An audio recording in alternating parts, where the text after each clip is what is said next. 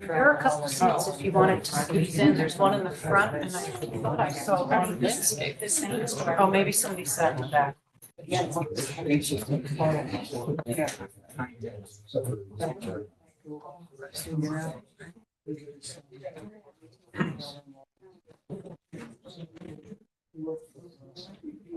Ready when you are, Erin.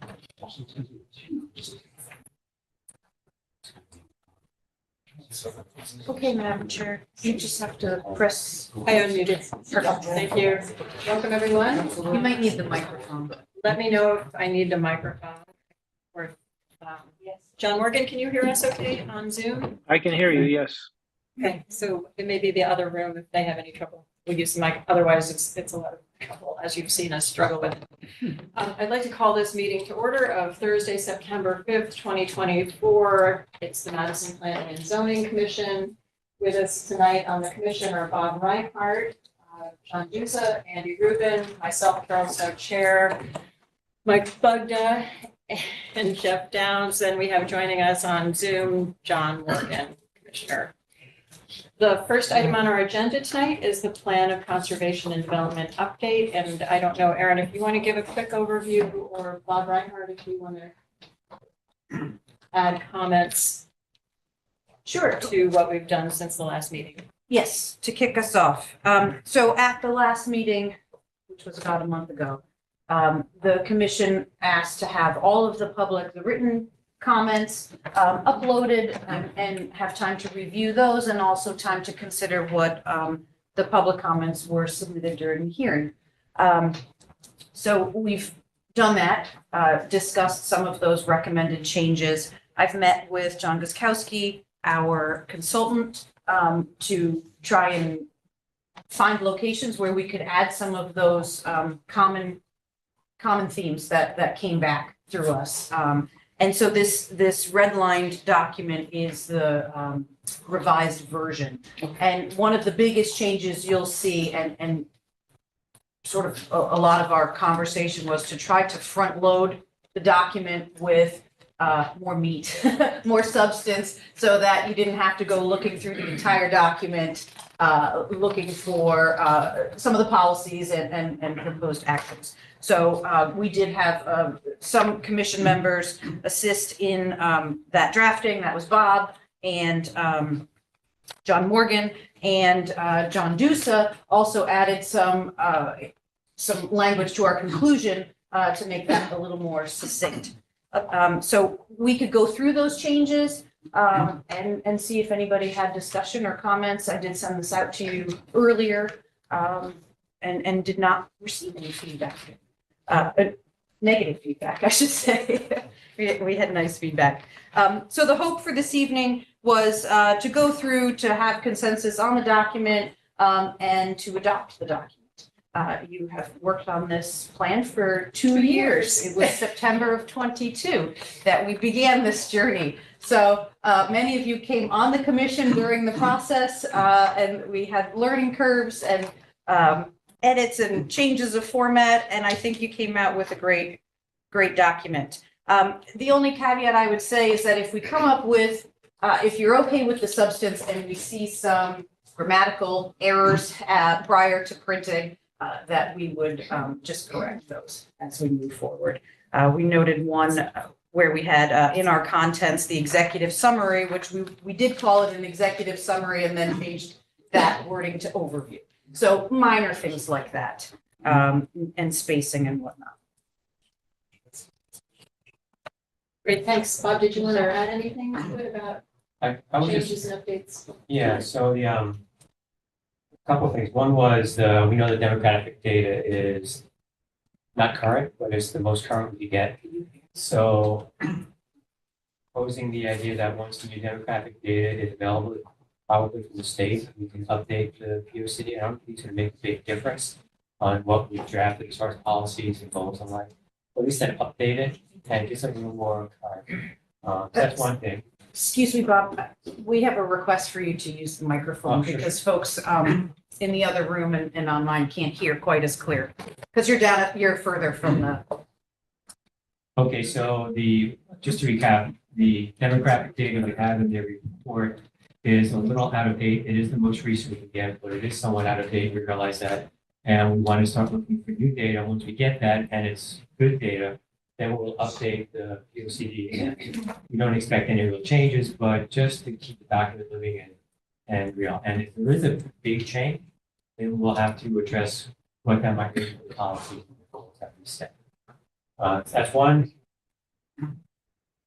Second one was what you said about the errata. There are a number of grammatical issues, carriage returns, spaces, spelling mistakes that don't change the substance of the document, but we can fix once it's been adopted, and we will not need to re-adopt it. We'll just go with it. It's not going to change any side document.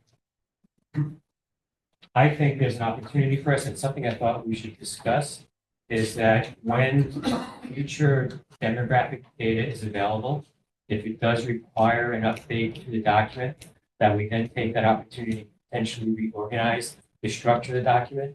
I think the information in the document is good. Everything we need is there. I just don't think it's very readable. It's written policy, right? I want to write it more for the general public. So I think we have a chance to really just kind of restructure how it flows, not really changing any of the words, just changing how it works and making that much easier. I promise not to change too many words. I'm not Last thing, interested.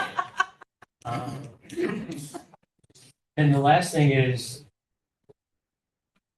most of the changes, I think, before the policies aren't all that substantive. Because it's really background information, but there were several changes to policies which I think you all should look at We should highlight and those. highlight those and then discuss some of them. So I received it, when you guys received it, I just worked on the front end. And there are some things in there that I'm not sure I agree with, having changed and included, so I'd like to discuss it. I don't have a strong opinion either way, I just want to open it up. Would you like me to pull them up on the screen? Yep. I also want to just add, both what Aaron and Bob said, that we got a lot of really good feedback, and we incorporated what we thought were the kind of appropriate points, where we found them applicable. And there were some, though, that seemed so granular or specific, or even maybe not appropriate for the POCD, but something for the Board of Selectmen to Yeah. consider, or somebody else. But so if you submitted requests for updates to us and didn't see them getting included, that may be the reason. I think generally, I think we felt that some of our overarching policies covered a lot of what people recommended to us. Yeah, I would say that it's not early on in the creation of the document, midway through, but it's when we all started working on it. And we made a decision to remove some of the specifics from the document, because the document is more higher level. We didn't want to micromanage and then assign people to say, we need someone to look at this aspect of how the town is structured, give us the details, because we're not the experts on it. So when we received specific requests, if we found that that request was embedded in some of the language we had, we decided not to put it in there, because it takes you down a bit of a rabbit hole, getting how specific and mandating things. We're not sure we should mandate. We don't have the background or the expertise to say we have to do this. So that's kind of how we left it. We left it more. So is that in getting to more of a regulatory language that you were seeing in some of my granular suggestions? Is that- Sometimes, yes. Sometimes the issues were so specific and also not really appropriate to this document, I would say. Aaron, maybe you could fill in. So I think some more specific tasks or referencing, I think as we scroll through, I can show you some examples where we felt the language was already included in a broader. And I think once, because when you get into the Action. implementation table, we will provide those assigned with completing whichever the strategic initiatives are, with all of the feedback from the public input. So they have all that information. It's just not included in the document. And maybe didn't elevate up to the policies. So the first edit that was suggested under policy A which is to create an accessible community that fosters easy connections among residents for gatherings, shopping, working, recreation, dining, and relaxing. That was under action item 1, subsection B. The previous language was protecting and enhancing public access to natural resources in the downtown area. And there was a suggestion to include key cultural resources, and then a specific example of the Scranton Memorial Library was added, and that was in response to the Board of Directors or Trustees for the library's suggestion. And I think that was one, Bob, that you wanted to comment on. I'll share the microphone with anyone else. But for this one, I like the idea of including the cultural resources that was probably missed in our part, but I don't think it's necessary to call out the library. It elevates it above any other cultural resources in town, and we should give that to someone else to do an inventory and identify what needs protection and access. I think access to the library is fairly good. There may be other things we need to look at. So I like the cultural resource, I just don't like the reference to the library. Anyone else? You have on that That's- commission? Have thoughts on that? I don't have a problem leaving it in or out. I understand the point. It is a visible thing, and it's a big draw to the town for everybody, so I mean, it doesn't deserve, you just say that, you know, it deserves special attention above and beyond other. No, because as we went through this, we peeled all that stuff out. Yep. Because if it's that, then what else should we call out? No, it's fair.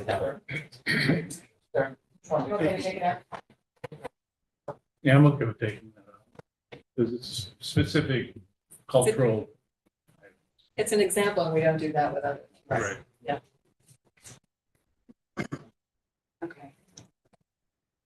In number 2, the action item is to create a multimodal transportation master plan incorporating pedestrian, bicycle, train, cars, and other modes of public transportation within Madison and the local region. And the following items must be considered.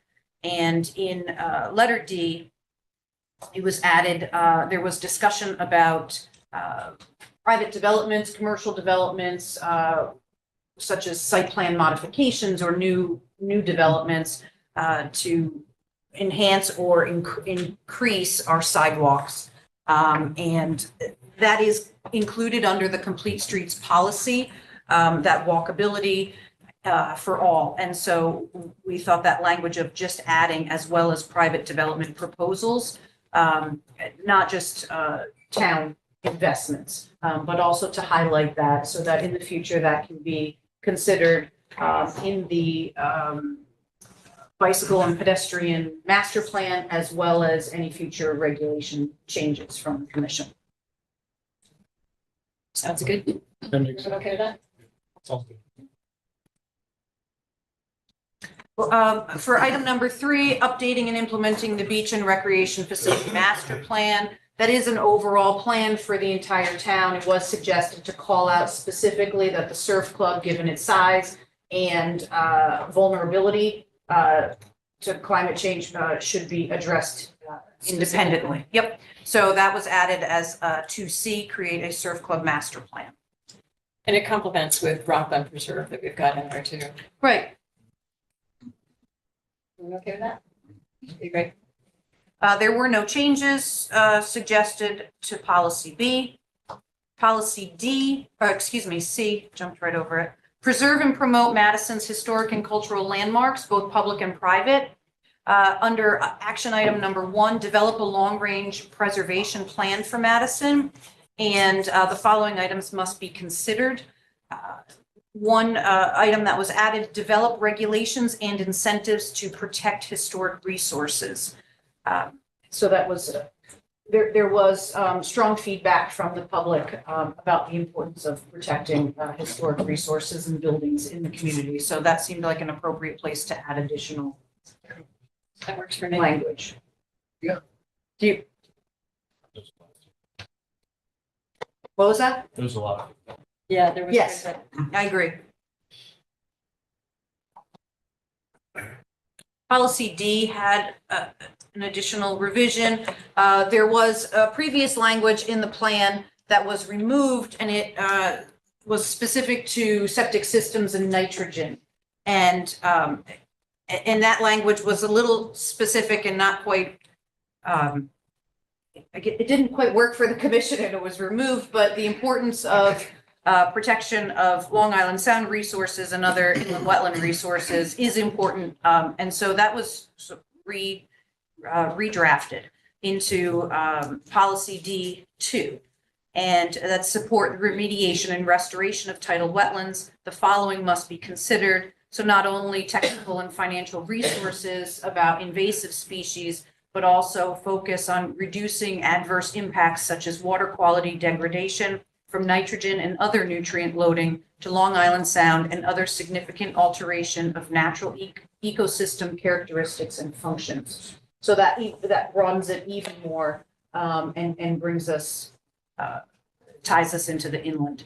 And a lot of that is already mandated through the statutes, at least from the zoning perspective, yes.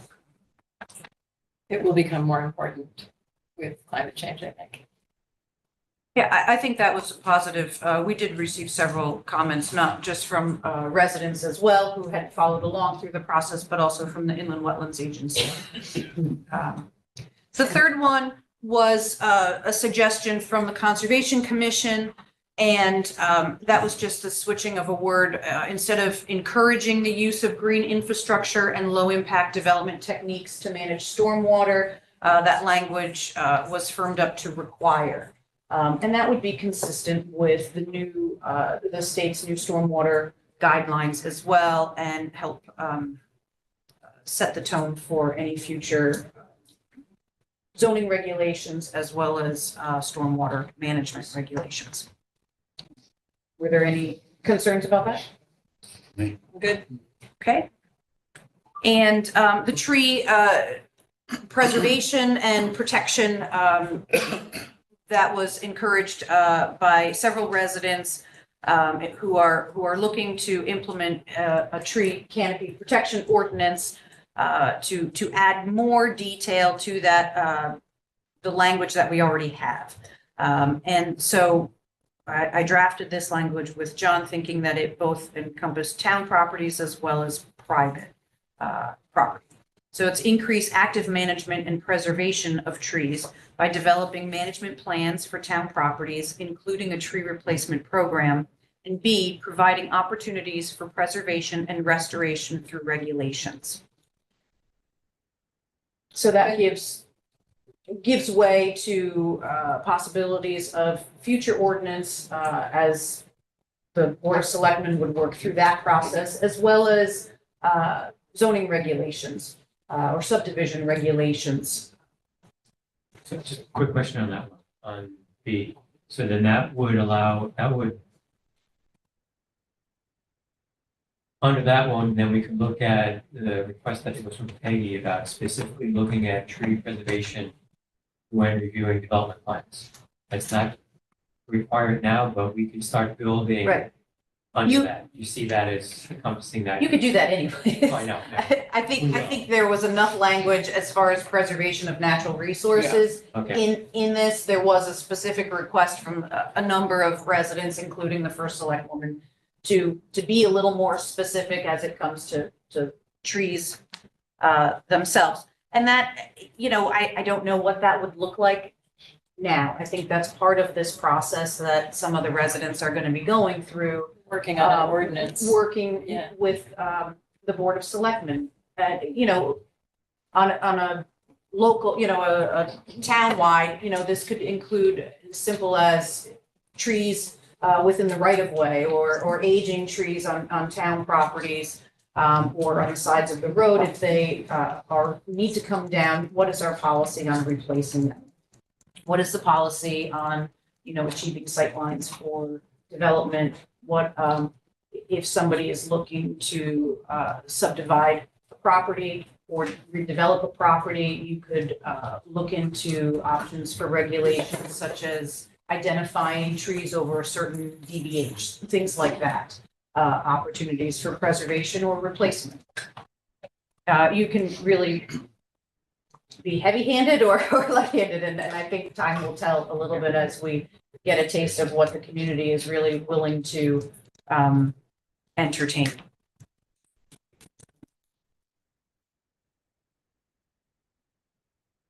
And there was also language about, and this came from the Conservation Commission, and ties in really with both the regional plan of conservation and development as well as the state plan.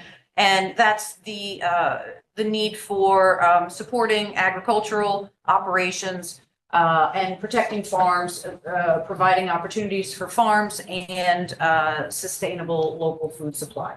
And I think one of the items that Heather had indicated was that while we may not have a significant number of farms in our community now compared to some of our neighbors, there is still an importance in highlighting that. So that's where number 6 came from: support local agricultural operations and protections of arable land to increase sustainability of local food supply. And that could be through a variety of options, whether it's tax incentives or accessory farm regulations, things like that, all ways to protect and support our farms. So policy E did not have any changes, and neither did policy F or G. So those were really the main items. Let me just look before we turn the page. I don't believe we had major changes to our implementation table as well, aside from adding action items and identifying a specific entity to lead that. New policies. Yep, to lead that new policy. So when it comes to the active management and preservation of trees, that lead entity was the Board of Selectmen, supported by the Conservation Commission and town staff. And support again of the agricultural operations, that lead entity was assigned to the Conservation Commission and also the Economic Development Commission as a support entity. One last item that I didn't talk about, which was in E, I apologize. I missed it. The language, so there was question about the focus. These are FEMA properties that are located within the flood hazard area. And we had talked about this many times. And I know, John, John Dusa raised questions about what this means. So whether it's repeat properties that have had repeat claims for flood damage on them, opportunities to perhaps purchase those properties and remove them from future development in the flood hazard area. We just added this not to eliminate development, but essentially to reduce vulnerable development. And so I think just adding that language of reduce, I'll read it. I think it clarifies it a little bit better. Focus on property acquisition, seeking FEMA and other funds to reduce vulnerable development along the shoreline and in coastal wetland areas. That Seems unobjectionable. That's good. I thought that that soothed things over. Unobjectionable. Great, thank you, Erin. And those are our changes. And I think overall, incorporating some of these items from the public comment has Strengthened it. it has Yeah. strengthened the action. So We really appreciate this. worthwhile exercise for sure. Yeah, and thank you everyone on the commission for looking at it yet again. If everyone's comfortable with it as it is and knowing that there's still a few little grammatical or editing changes that will be made before we actually go to press. If everyone's feeling comfortable, I think we could take a vote on adopting. Sure. motion? Motion. John, thank you. Second. Second. Any further discussion? John Morgan? Nope, good. Okay, great. All in favor of adopting the plan of conservation and development? Woo! Thank you so much. Yeah, that's Thanks for exciting. your hard work over the last 2 years. Lot This of is hard work. exciting. All right, next item on our agenda is 24-10. This is 6 Opening Hill Road. Map 70, lot 1-1 and 1-14, zone RU1, owner applicant Emily Hall Tremaine Foundation. And we are now in the deliberation phase of the public hearing process. So I thought I'd first of all, give a quick recap and overview of where we've come from and then how tonight will work. And then we can dive into the actual deliberations. So just a quick recap of meetings and the process to date. Starting back in March 7th, 2024, we had an informal discussion with the applicant, and we also received a few public comments at that meeting. May 16th was when the public hearing officially opened, and we received the applicant's initial presentation, as well as the opponent's attorney's presentation. July 16th, we held a special meeting beginning at 6 p.m. for the applicant's consultant presentation, so a little more specifics about the application. And then we opened it up for public comments. August 1st, we had a continuation of the public comments. August 15th was the opportunity for the applicant to present their rebuttal. And at that point, we closed the public hearing and agreed to deliberate at tonight's meeting, September 5th. So we have 65 days from the close of the public hearing to reach a decision, which means we don't have to rush through this. We should take the time that it needs to deliberate. And also for the record, I just wanted to ask, will any commissioner who missed any of the meetings, please verify that you have read the minutes and watched the YouTube videos of the meetings you missed? Anybody here miss anything? We were sort of the core group, yeah. I think a few other commissioners who were not here, Janet and Bob O'Connor may have missed. So if we're all good to go. Okay, great. So I just wanted to review quickly the process for deliberation. The public participation portion of the public hearing review process is closed. That means that anyone disrupting our deliberations through any kind of interruptions or shouting or booing or applause will be asked to leave. Unfortunately, we have to do that. This is the way the process works. This is our first opportunity as a commission to discuss what we've learned during the public hearing process. We don't discuss any of this outside of meetings because it's all for public information. During deliberation, no new information will be presented, and the Planning and Zoning Commission reaches a decision based solely on the information provided during the public hearing process as per statutes, regulations, and land use case law. In reviewing zoning applications, the commission is acting in a limited administrative capacity to administer an existing set of legal rules to approve, modify, condition, or deny a proposed activity, with our decision supported by substantial reasons. When we reach a decision after deliberations, we will have our legal counsel, who is a land use attorney, review our decision before we take a final vote on it. Erin, anything that you wanted to add to that process, that quick summary? No. Okay, good.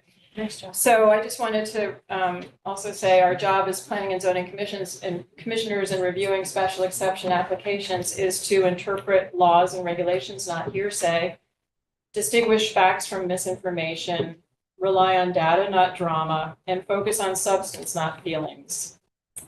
The Emily Hall Tremaine Foundation application has what I see as the following fundamental issues, and I thought I'll read through them now, and then I thought we'd go through one by one to have discussions and kind of structure our deliberation. So the first question is the applicant a philanthropic and educational nonprofit entity? Have public health and safety concerns been addressed adequately? Are there detrimental environmental impacts on natural resources? Does the application protect historic resources as per state and local policies? Does the special exception use lower surrounding property values?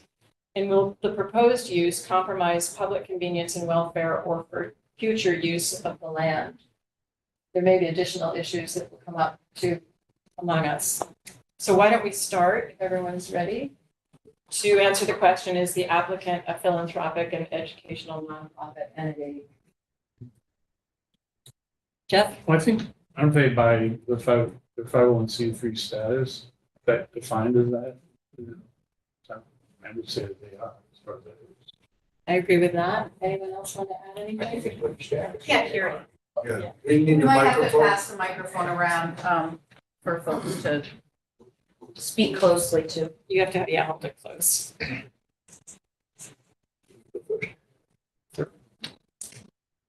They are a 501c3 nonprofit with their purpose to be philanthropic. Sorry, it's, I understand. I believe it was established in many discussions that they are in fact not we divided the county. Thank you. Pass it down. I don't have any issues. Well, I like the questions you asked for the different issues, so I was thinking the same thing. So the question here is 3.4C.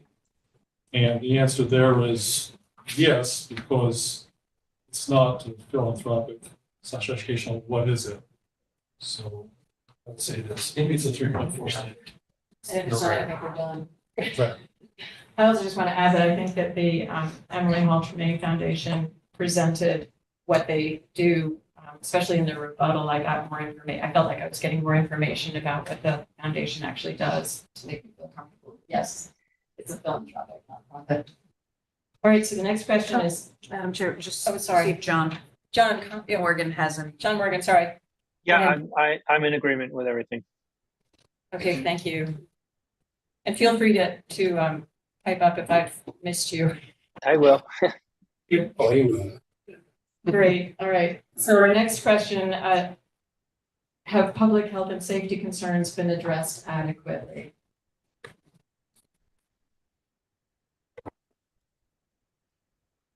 Which section are you referring to for Yeah. that question? This is referenced, let's see, actually, I did copy and paste. It's referenced in a couple of sections, I believe, about welfare. There's different language used at different points. And because we've heard so much, I think, from the public about safety of the road and concerns about safety, that it is really worth focusing on. So we go to section 4. Public convenience and welfare is listed there under 4.4B. Right. Yeah. Okay. And then under 4.4.2, all special exception permits may be granted subject to conditions and safeguards required to preserve public health, safety, convenience, welfare, and property values. So that's, there again. And I think, Erin, do you have regulations here just in case we need to reference them again? Yes, so I could either pull up a PDF if you need to see it, or I can read from the document. Wikipedia.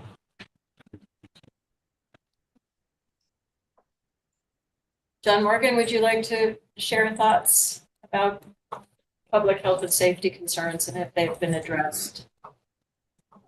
Yeah, I did not feel that the applicant fully allied the concerns about traffic safety, quality of life issues. I think the public hearing presented some pretty compelling testimony about what the neighborhood and the potential impacts.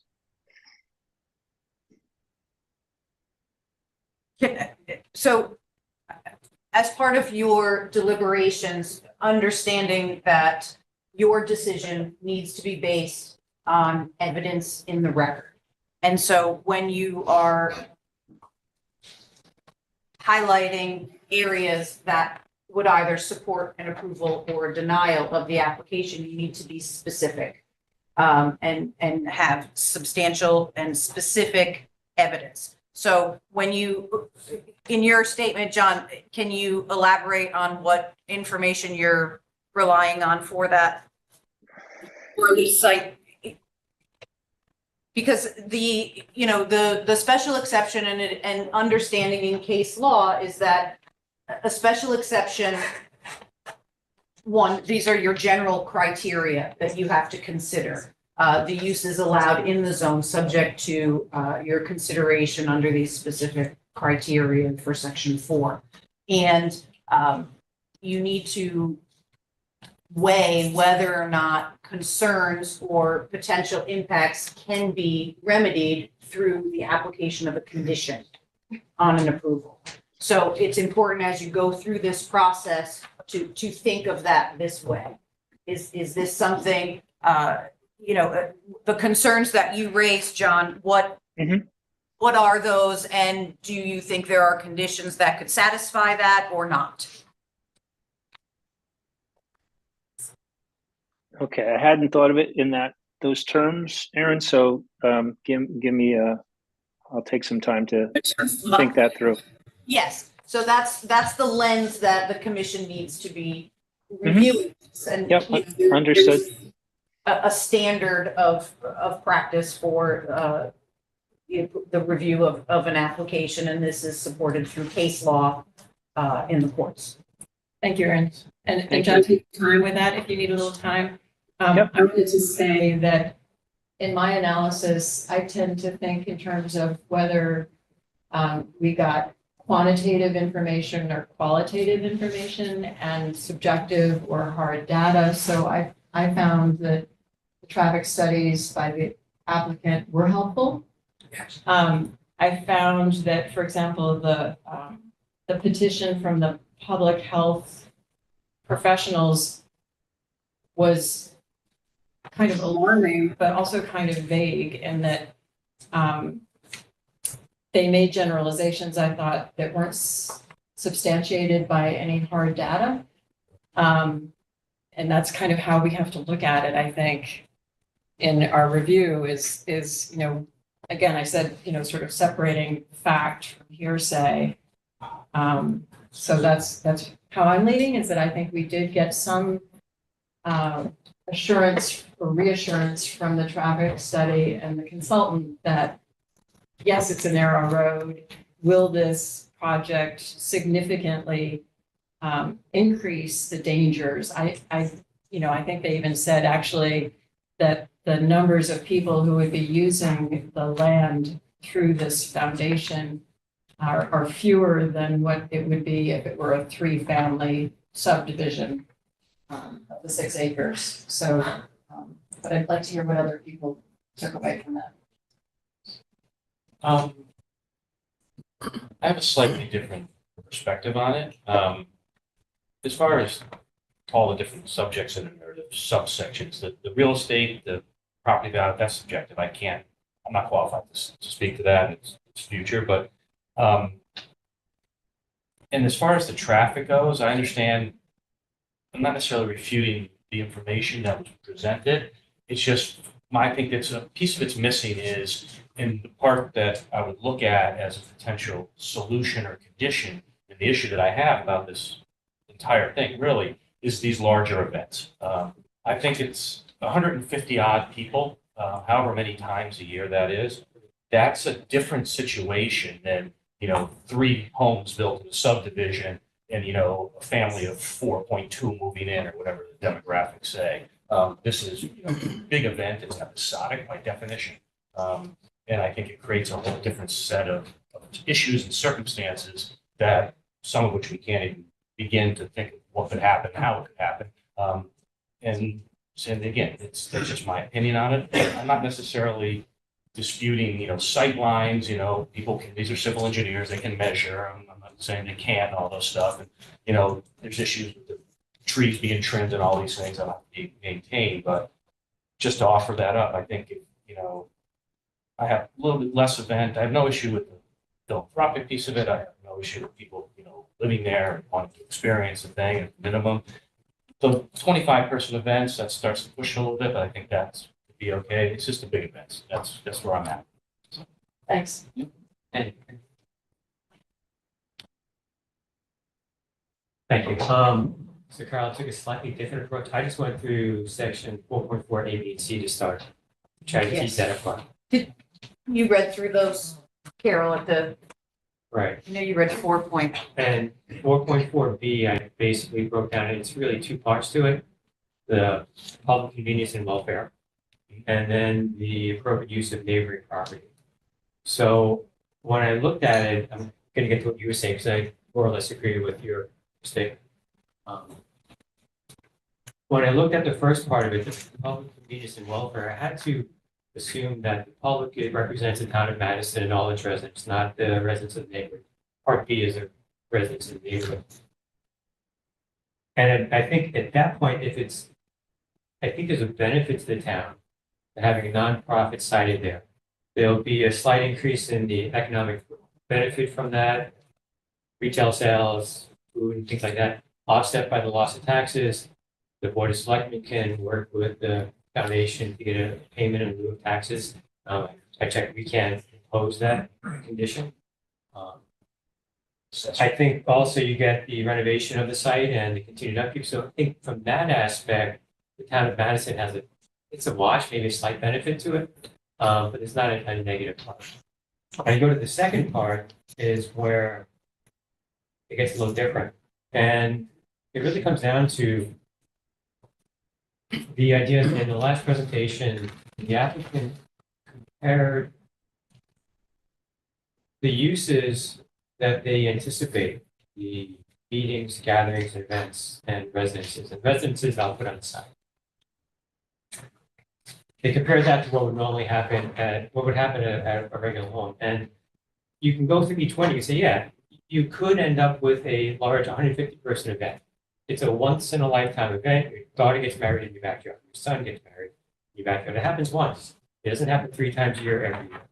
So to me, that is one of the conditions I started to craft is how do we work around those large events? Because then if you take the large events off the table, you take the shuttle buses off the table. So you don't need those for anything else. For the gatherings,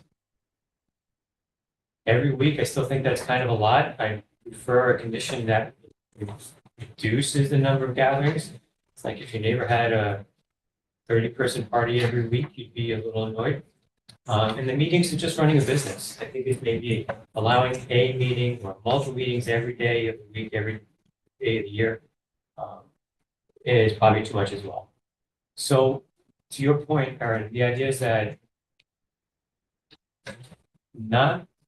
in listening to everything is the applicant has the right to request locating a philanthropic organization there. But we just need to understand what their intended use are. What I saw, my read on it, their intended use goes above that. And actually, then this starts to bleed off into section 4.4C. Proposed uses are in accordance with the comprehensive plan, but let's stick with B first. If any more comments on that, and then we'll talk about those. 4.4B? Yeah. Well, I agree on the 4.4B. So public convenience and welfare will be substantially served. The appropriate use of neighboring property will not be substantially or permanently injured. I think the most problematic part of the application is the largest events. I think that would substantially and permanently injure neighbors. The question is, where else do we allow that? Where else does that happen in town? The only thing I can think of is the farm to table types of dinners. But the material difference is where that happens. Those parcels are a lot larger. One is 13-acre farm, the other is 17, 18 acres. Mercy Center came up, that's 33 acres. This is 6. And of course, the Glass House in Buchanan came up, that's 49 acres. So I think that's the most problematic part, 4.4B, the substantial and permanent injury from the largest events. John, Working down, yes. can you elaborate what the impact of the concern is for the large division? Mike, we can't hear you, especially if you're not facing. Well, that's what You're the gonna- question is. Repeat his question. What's the injury? Yeah. And the injury is noise. Sorry? Noise, No. to start. All right, so, I but mean, even if we dealt with traffic, even if everybody magically showed up without shuttle buses, right, there's the noise issue. so We don't have any empirical data about it either, right? The question is whether or not we have any empirical data on noise. No, the applicant didn't provide any. The applicant did include in the memo, legal memo, right, suggested condition modeled from the glass house where 55 decibels is the noise limit. Yeah. But we don't have anything further on that to suggest that they could do that. 55 decibels is very quiet. I measured it. It's very But quiet. my point is that on 6 acres, right, the noise carries. And so if it was 60 acres, it would be different, but it's not, it's only 6. Have you been to the site? I've walked by many times, sure. It's Private property, so I've never been on it, But but no, I understand. I'm just wondering. Should we pass You want to the- pass the Sure. mic down to Mike's mic? I sympathize and agree with your concern. I have no problem. My concern, though, is how much will the noise permeate past the locale? Because there's a 7-foot cinder wall, there's a lot of trees, there's a lot of everything. I don't know what the net effect actually would be. It might be what people are concerned with. I don't know. But we don't know that it would be a problem. It could. well, there's no cinder wall, so I mean, there are trees. In the front, there's a 7-foot wall. Yeah, but the size where it goes to Indigo Trail, right? That's where there's a little bit of a hill, then there's Agreed, houses. agreed. Well, I mean, the evidence, I think, can come both ways. I mean, Mhm. if there's no proof that it won't be above 55, is there any proof that it will be? That's a reasonable question. In any event, I'm just saying that's the sticking point, it seems to me. It sounds like It is a thing. we have a little bit of agreement on that to get started. And just in preparation, I downloaded an app and I measured the sound level in my backyard. With a light breeze going through the leaves, it was 55 decibels. It's Interesting, silent. interesting. And then I think the I don't applicant know how you do has, that. has said that they would keep the buffer, trees and vegetation as it is. To John's point, I think it's not, am I talking loud enough? So I don't need a mic? Yeah, I don't know, I'm holding my. We'll find out. I would, I'm just talking loud enough. I'll get the one from the other room. You're good, Bob. I think in addition to, I think the idea of the large events does a couple of things. One, I think that's where the traffic concerns, and I have concerns about that. Sure. It's not just, those are narrow, windy roads and shuttle buses are shuttle buses. They're only going to be needed during that time. So you have the traffic. You do have the potential for light pollution and noise. The Porta Johns are going to be located over by the parking lot, which is closest to the, I don't know what direction that is, the property line, essentially. There's going to need to be a lot of lighting there for safety. So you're not going to have some low lit pathway. It's got to be a lot of light. So people can get there safely. You've got light pollution, you've got the traffic, and then the noise pollution. If you have 20 people sitting outside talking, it's going to be louder than 55 decibels. And that happens. And I make a lot of noise in my backyard once in a while, and then my neighbors do, and we take turns, but it's not that frequent. And we trade off. And so I think it's just that large event. And even some of the gathering ideas, 25 people is a lot, but if they're indoors, they're indoors. It's no big deal. Which is those large events, I think there's an unknown there that neither party was able to represent well as to what true expectation is. We did get conflicting evidence. When I asked the president of the foundation, would the large events be mostly indoors, she said yes. Then when I don't know who it was, one of the engineers talking about the layout, he said this is where all the porta potties are because those large events are all going to be outdoors. It's just, there's 3 or 4 different reasons, I think, why those large events can be and will be problematic. Can I say one comment about sound? You say 55 decibels, it'd be 55 decibels in a small area, but really you have to look at it from at a distance, Yeah. at some distance. So if you're 100 feet or 200 feet, whatever the distance is to the other properties, and the sound could be 80 at wherever the sound's originating, but when you get 400 feet out, it's 55. It dissipates. So that's something would be helpful to understand in this case. So I just continue on to 4.4C because I'm on a roll. Go for it. 4.4C is the proposed uses in accordance with the comprehensive plan. Yes, that's it. So for all of you, the comprehensive plan doesn't exist. It's not a document. It's my reading, it is the embodiment of the zoning regulations and the zoning maps. So there is you can't go to somewhere in here and say, show me the comprehensive plan. Doesn't really exist. It's just like an aggregate of everything the town wants to happen in development. So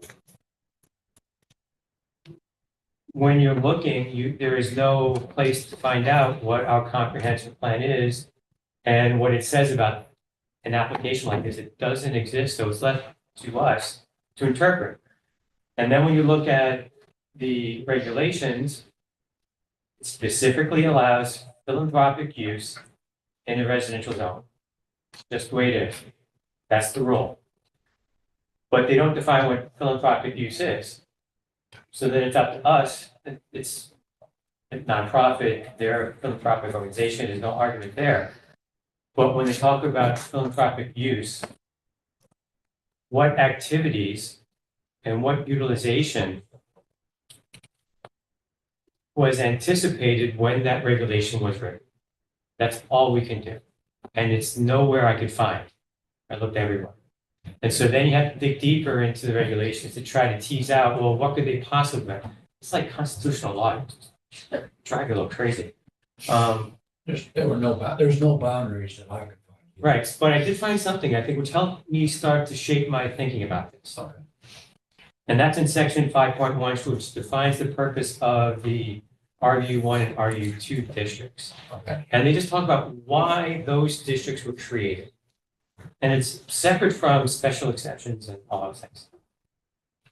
There's a lot of words there, but the part that I grabbed was, it is intended that all uses permitted in these districts be compatible with single-family development and consistent with local street characteristics.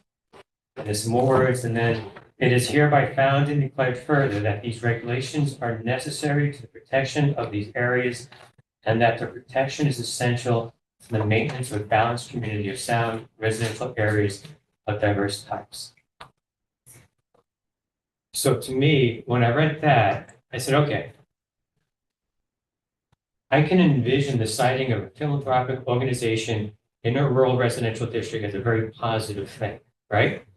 The idea that they're going to open up shop and they're going to do the back office work there, and they're going to hold meetings to further their mission, business style meetings.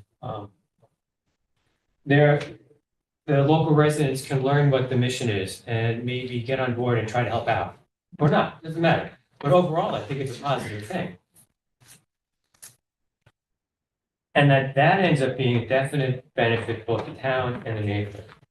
And it's in alignment with the second part of 4.4B and with 4.4C.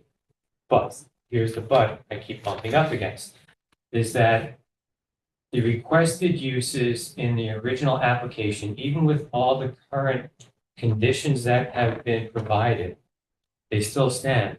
Those uses to me far exceed what was anticipated for a nonprofit to do in a residential district. If it's in line with single-family homes, street characteristics and the like, it's not large events, it's not fairly large, 25 plus staff, so 30-person gathering every week. Even the meetings all day long, every day. Those I don't think are in alignment with what a neighborhood, what was thought of when they said we put this in a neighborhood, it'd be a good thing. So that's where I get stuck. So 4.4A is no brainer. They are that. 4.4B, first half, I can get on board with. The second half, I think we need to rein in the level of activity, the size and the extent of it. And I think in 4.4C, it's just not there without a significant change in the activity that is being requested. And that's when I start running into all the conditions they have to write and spend all afternoon trying to figure out how to write them. And I think we have a really big start on it. And the question is, can we create a path or potential approval and citing of a beneficial nonprofit in a residence, renovate that property, but do it in such a way that it does not have a negative impact on the neighborhood. And that's where all the conditions come. Right, but as usual, I'm in agreement with the other engineer.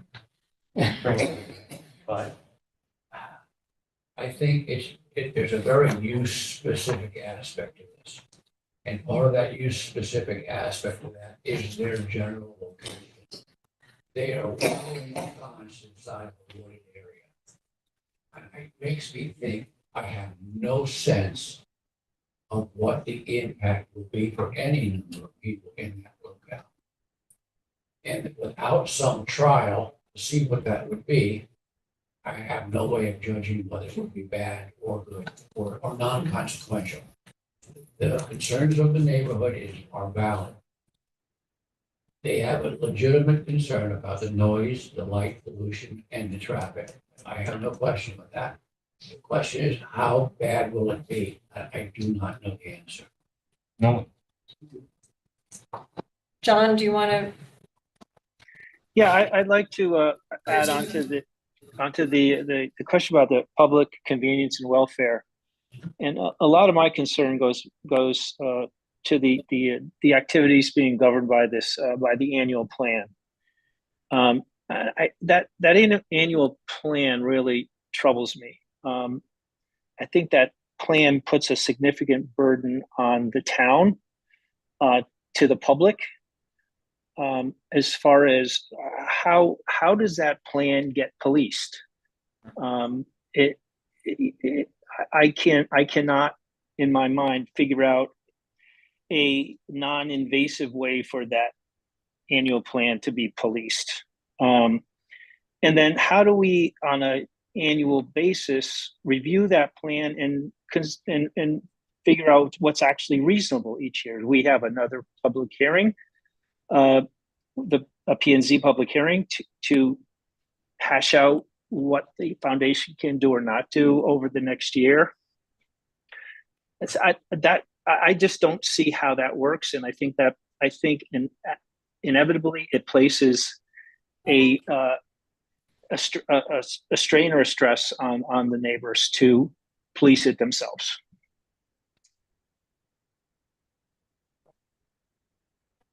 So, Madam, I mean, you can go through item by item. You know, the Attorney McKeon's information in the record does spell out specifically what the annual operation plan would require. And I also just wanted to bring your attention, and hopefully that it can help kind of understand your role in reviewing a special exception or how this special exception falls in the residential zone, both in the rural residential and the residential zone, which is section 3. And that philanthropic use, that section of the regulations is not just a philanthropic use. That use by special exception includes philanthropic, educational, recreational, or religious use, excluding correctional institutions and institutions for support of persons with mental disabilities. And so this is the same mechanism where you would put a school, a religious institution. And so when you're reviewing these, I think you need to kind of look at that. The reason these are by special exception is because that gives you the opportunity to specifically look at a particular site and particular activity of that. So that's where you have, I don't know if that helps you sort of put that in context, Bob, in understanding. No, yeah, no, it does. It's It doesn't just apply to, and philanthropic, while a nonprofit is most of the time considered a philanthropic, I think you have the right to look beyond their tax status as to the missions of an organization or specifics of what that activity will be and what they'll be doing on And that what it property. impacts in land use, yeah. Bob, I'd like to respond a little bit to your sort of questions about the comprehensive plan and the regulations and what, what did they mean when they wrote this? And I think in a way they were kept somewhat general because times changed. And in that regard, we all know that life has changed significantly since COVID, for example. And many of us are working out of our homes much more. And that couldn't have possibly been anticipated when the regulations were written pre-pandemic. So, and to Aaron's point that there's sort of expanded uses about what special exceptions are allowed, bigger and broader than what this application brings to us. And the way I've been thinking about it too is that this is an RU1 zone, which is 80,000 square feet per lot. And unfortunately, our regulations don't go by acre, they go by square feet, and they don't quite align. But I also have thought, okay, well, this is a 6-acre property. It's bigger than the standard lot size for RU1. And then I've also kind of translated that as, okay, so it goes from being a family residence to a family foundation using it. And it's still in the family, which is kind of remarkable to me. The family that lived there years ago, generations later, wants to maintain this property for family use. So I think in terms of the broad range of uses that are listed for the special exception, I don't have any problem with this being used as a family foundation on this site. Some of the uses, as we've all talked about, some of the plans and the proposals, such as the large events, yeah, I think we're all uncomfortable about that. But I hope that helps a little bit in explaining Yeah, some I of mean, the I regulations. understand what you're saying. I don't. Family history to me is not as relevant because it could be anybody that Yeah. tried to do this, could be any Sure. philanthropic organization. I think it's helpful in trying to appreciate that maybe there'll be greater care taken in renovating the place and keeping it up. So that's a positive too. But I'm not opposed to the siting of the foundation at this location. It's the conditions around which we impose to make sure that it fits within the neighborhood. It's as simple as that. I think it's a large acreage, and actually there's a point here where I did go through all the points in Attorney Gibbs' submission. And there are some things there which we just need to address to make this potentially work. They have a right to ask to be there, and I think if they want to live within the spirit of what I see, because there's nothing delineated in the regulations as to what this means, then if they can live within that spirit, then I think it could be a beneficial relationship for everyone being there. And I think it's a unique application. I couldn't find anything really like it. Mercy Center is Can you not- speak up, please? I can't hear. Sorry, I don't know how much you weren't able to hear, but I was just saying that I think this is a very unique application, and it's worth asking all these questions and really delving a little bit deeper because it's not spelled out clearly. This is unusual. Yeah, I don't, I agree. That way, on the same page there, as far- I have no issue with philanthropic use.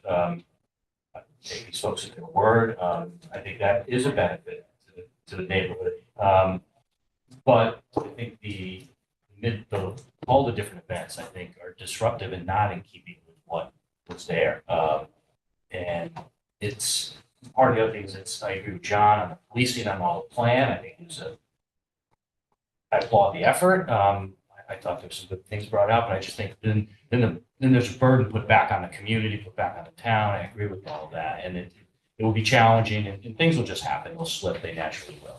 And everyone will assume it's somebody else's responsibility and it just sort of fall back to the town and, you know, there's just more cost, more resources on top of that. So I just think it's problematic for these larger events. Everything else, I think is okay. And probably would barely be noticed. You know, for all the other reasons people pointed out, it's just these bigger things, they just troubling for me. And I think there is an issue of in addition, setting a precedent, where this could happen in many other places in town. You're inviting other, you know, non-for-profits or educations, and before you know it, every lot, every open area, you know, we have this going on and people want to do events. I mean, it's, you know, just as it's conceivable to say it's going to draw in a lot of money for the town with this one, it's conceivable to say a lot of people are going to be fast followers. And there's going to be a yin and a yang to all that too. So, and I'm not sure we're prepared for that. So. I can see your points. Can you imagine or consider any conditions that could be applied that would help mitigate some of these concerns? Yes, I think those larger events should be held somewhere else. Okay, that's one way. Yeah, Okay. I mean, I'm sure there's some nuances to that, but in a nutshell, yeah, that's what. That's what I was gonna Yeah. let you have the ability to look at the number of uses, the number of people, and discuss whether or not you think that should be reduced. Right. You know, reduced, eliminated, to the point where you think, you know, That's this. exactly where my head's at. It's going down that path of reducing the overall impact of the neighborhood by constraining the activities that are permitted within the site, And keep- specific to those events. Correct. Events, gatherings, meetings. So as you look to this, perhaps to shave down a request, you also need to consider that you have support in the record that will support why you're doing that. Could you hold those thoughts, actually? Because I'd like to just raise a couple other issues that I listed first. One is environmental impact, if there's any negative impact that anyone sees. No, the only thing that came to mind was the traffic, but even that's the only thing that came to my mind was the traffic potential, but even that seems to have been mitigated by the study information we received. Yes, but I think we all agree that that is a great area from, you know, I'm not being eloquent about this, but it should be preserved. It's on the Neck River. There's wetlands issues and so forth. Again, it's anecdotal, but 150 people plus more trampling on that, you know, it's not beneficial. It's simply not, just by definitions. I just wanted to add that, and what I saw in looking at the area and putting this property in the context of the larger area, there's a lot of land conservation properties and wetlands, obviously, and even I think some Connecticut water land. So, but I don't think that this will have a detrimental effect on that, but you're right about trampled grass on the lawn. It is what it is. But that's their lawn.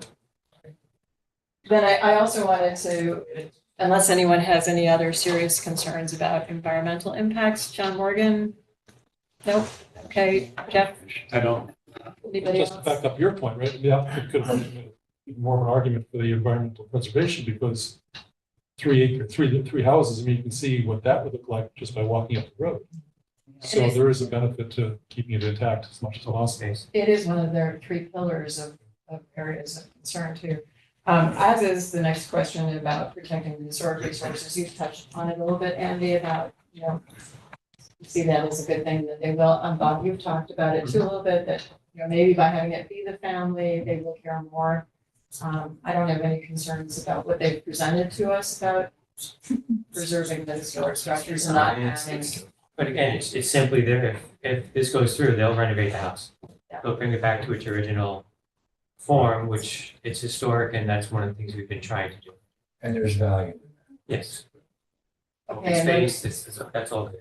the next question for everyone is about property values, which is another tough one because there's no close comparison, but pass them like a good. Well, regarding property values, I think it depends on what exactly goes on. So it sounds like we're all moving in the direction of what will the conditions be. So the conditions will determine the impact on the property owners and the impact potentially on value. What John said. I mean, I don't want to just keep talking, but I don't think there's any evidence given that property values will go down or go up or stay the same. There was testimony given by the applicant, but I still think that testimony was flawed. And so it's an unknown. It was a difficult comparison. It's a difficult comparison. And I think by allowing the right activities to occur, we can have minimal, if any, impact on property Thanks. John Morgan, did you want to add anything? No, not on that topic. Then I think we've addressed public convenience and welfare, sort of wrapping it all together with public safety. But if anyone has anything else to add, of course, please do. And I wanted to just include the future use of the land because I don't see this proposed activity as having any negative impact on future land use. At any time, they could sell it, it could be subdivided. Anyone else here? Pass the microphone down. No, I don't see any impact in that regard. I think restoring the buildings would be beneficial.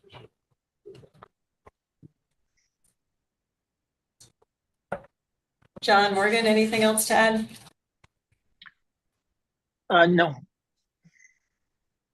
And are there any other issues anyone else has concerns about that I haven't listed here? If not, maybe we could talk about then, what direction we think we should take. We've already heard from most of us, I think, saying the big events are a concern. And I think we've all taken a close read through of the proposed conditions that Attorney McKeon did submit as an appendix. So that's a good starting point, I would say. That was just my takeaway from your discussion. Looks like you're moving in a direction of an approval with conditions. And so if you're looking, if that is correct and you've determined that's the consensus of the commission, then you start looking into the specific uses in here where you're comfortable, where you feel conditions should be added, where your concerns are, whether something should be eliminated, and we start going through that. And then it might make sense just to follow along in that document, the Exhibit A from Attorney McKeon, because that it does kind of summarize up all of the changes that have occurred through the application in response to comments. And so that's an accurate request, for the applicant, and then you can start to see where there are, whether it's timing or number of event, things like that, that we can start Erin, could picking you away pull with. Could you pull that I can document pull up on the that screen? up. And I also want to say that I do appreciate what the applicant has done from the preliminary application and, making concessions and hearing, I think, listening to a lot of you and making some changes, but we also want to make sure that what we're agreeing on is the revised application, not the original application that's on file, and that's where it becomes even more important, I think, to get the conditions in good alignment that we all feel. Okay. Yeah. Well, that's where it will be helpful. If the more information you can give to me, I can start to put that in a draft for you for your next meeting. And again, as you indicated, Carol, to have legal counsel take a look at that as well. Sure, we're good. I'm sorry.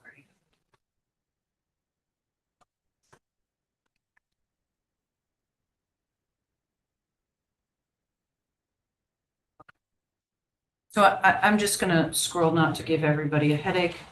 I'm sorry, but it opened at page 1, but I'm gonna try and, Page 10. This was page 10. Right, but I have so many things here, I can't change my page, so I have to scroll, I'm sorry. I have too many Zoom windows, You can look away. that are blocking my page section.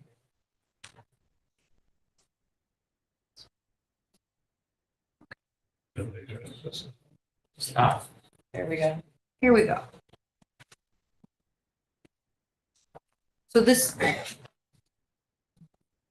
I don't know if anybody has the paper and wants to read, or if you prefer that I read areas. I'm happy to. I printed out a hard copy, but Aaron, I started with section C, which are the general conditions of the special exception. I don't know if we need, I can't see it unfortunately to see what's A and B of Exhibit A. You have to start here. Oh, You have to start here. well, exhibit, these are the uses. Okay, Right, then yeah, we should start with those. okay. So the uses are itemized, as you had known and discussed, the administrative office, the meetings, the gatherings, the residencies, and the events. Okay? The first proposal is the administrative offices, which is not to exceed 1,500 square feet. And currently, the staff of the foundation are 2 full-time and 2 part-time employees. Essentially, they'll have time in the office approximately 1 day per week. Any concerns on that one? Okay. No, that works fine. Okay. Then the second is the meetings, and these are the indoor, Aaron, yes. Before you start, do we have to read the whole section? Does everyone have access to the document? We don't have to, if you're comfortable with I want to ask everyone else. I'm comfortable. I've been I'm reading it comfortable. forever. That's you're why- comfortable with the meetings? No, I want to make changes to it, but Oh, you want to read? I'm comfortable with the context of what's in there. I know what's in the meeting section. I'd just like to jump, if y'all are comfortable, we could jump to discussing any conditions on it. Right. As opposed to Okay. reading through Oh, all. instead of saying out loud what they're proposing. Yeah. Okay, as long as everybody's, yeah. Because what they're proposing here is not the proposal, because this proposal is modified by the SYKSLK. SLR. The SLR recommendations modified this. There are additional conditions that the applicant Yes. So we have. notes in them.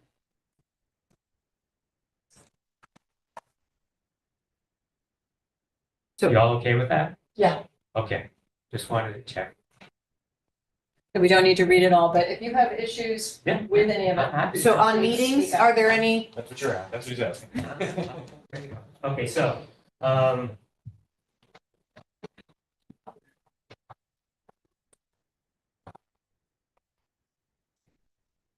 Be slow. okay, so for the meetings, there are some items in here which are modified by the SLR, which is the service kitchen needs to be a residential kitchen, be high-end, doesn't really matter, but it's not a commercial kitchen. Stove, couple ovens, microwave, stuff like that. So it's not commercial, so that's part of it.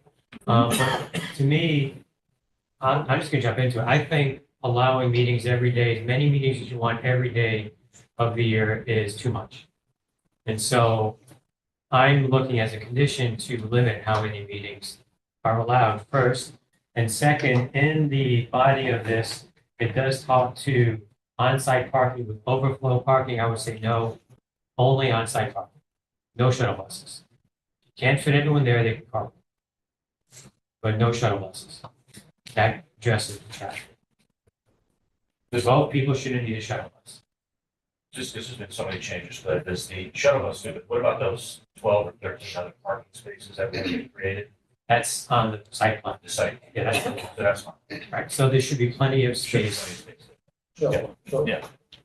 you're saying that you can't even bring the shuttle buses onto the. I don't think we should allow shuttle buses at all as a means of transportation and transporting people back and forth. Based on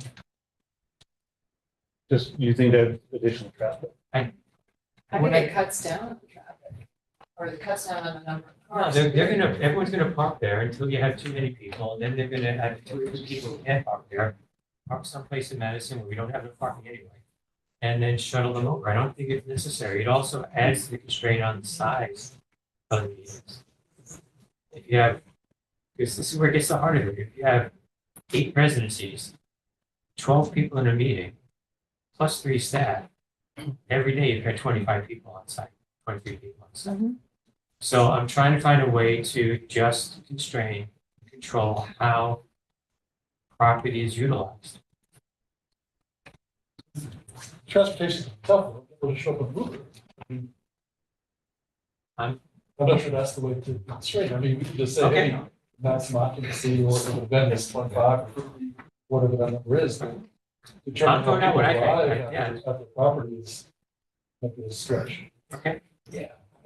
I mean, Bob, when I go through the calendar that they gave us, That's what they gave us as a presumptive first year. It's not what they are asking for. okay, but just, if I may finish, to say that it's not the high density you're talking about at all, of having 25 people there every day. I don't see that happening. That's what they're asking for. Their request is to have unlimited meetings of 12, no, this is the meetings, of 12 people or less. Unlimited meetings throughout the year. There's no constraint on that. Excuse me? Hello, speak up. That's 55 decibels. Put the mic near your mouth. On the microphone is 55 decibels. Isn't that already accommodated pretty much by the? Still can't hear you. 57. So is the He's mic asking- working or not? I'll repeat it. He's asking if that's not accommodated Fiddle. by the parking. By the gravel. Right, and it is, so if we were to say, look, for meetings, all meetings would require on-site parking, we're done. That's fine, I'm fine with that. Okay. That's the intention. In the heart of this, though, it allows for overflow parking and shuttles, it says it. All parking for meetings shall be on site with overflow parking if any stage off-site and serviced by a temporary shuttle operation with vehicles that have capacity carried over than 20 persons, which is modified by the traffic engineer to be a length vehicle, not a volume. So just eliminate that part. Meetings, on-site parking only, and we're good to go. I agree. That's why I was asking about those other spaces. They should have some. But let me just clarify, if I might. Sure. Are you saying that a shuttle can't park on site? Shuttle bus, like, a kind of minivan? It's also not, we're not defining shuttles yet, so maybe we need to clarify that. That is the way it could be interpreted, it's not how it's written. It's written here, so there are 2 different things, on-site parking and shuttle overflow. So the way it's written, they separate it. If we want, we can do it however we want. And if we want to have But keep it simple by saying on site. on-site parking, I think it's the simplest way to do it.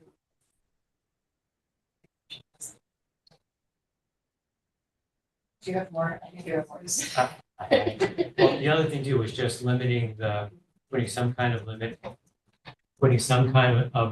on the number of meetings which can occur at the facility.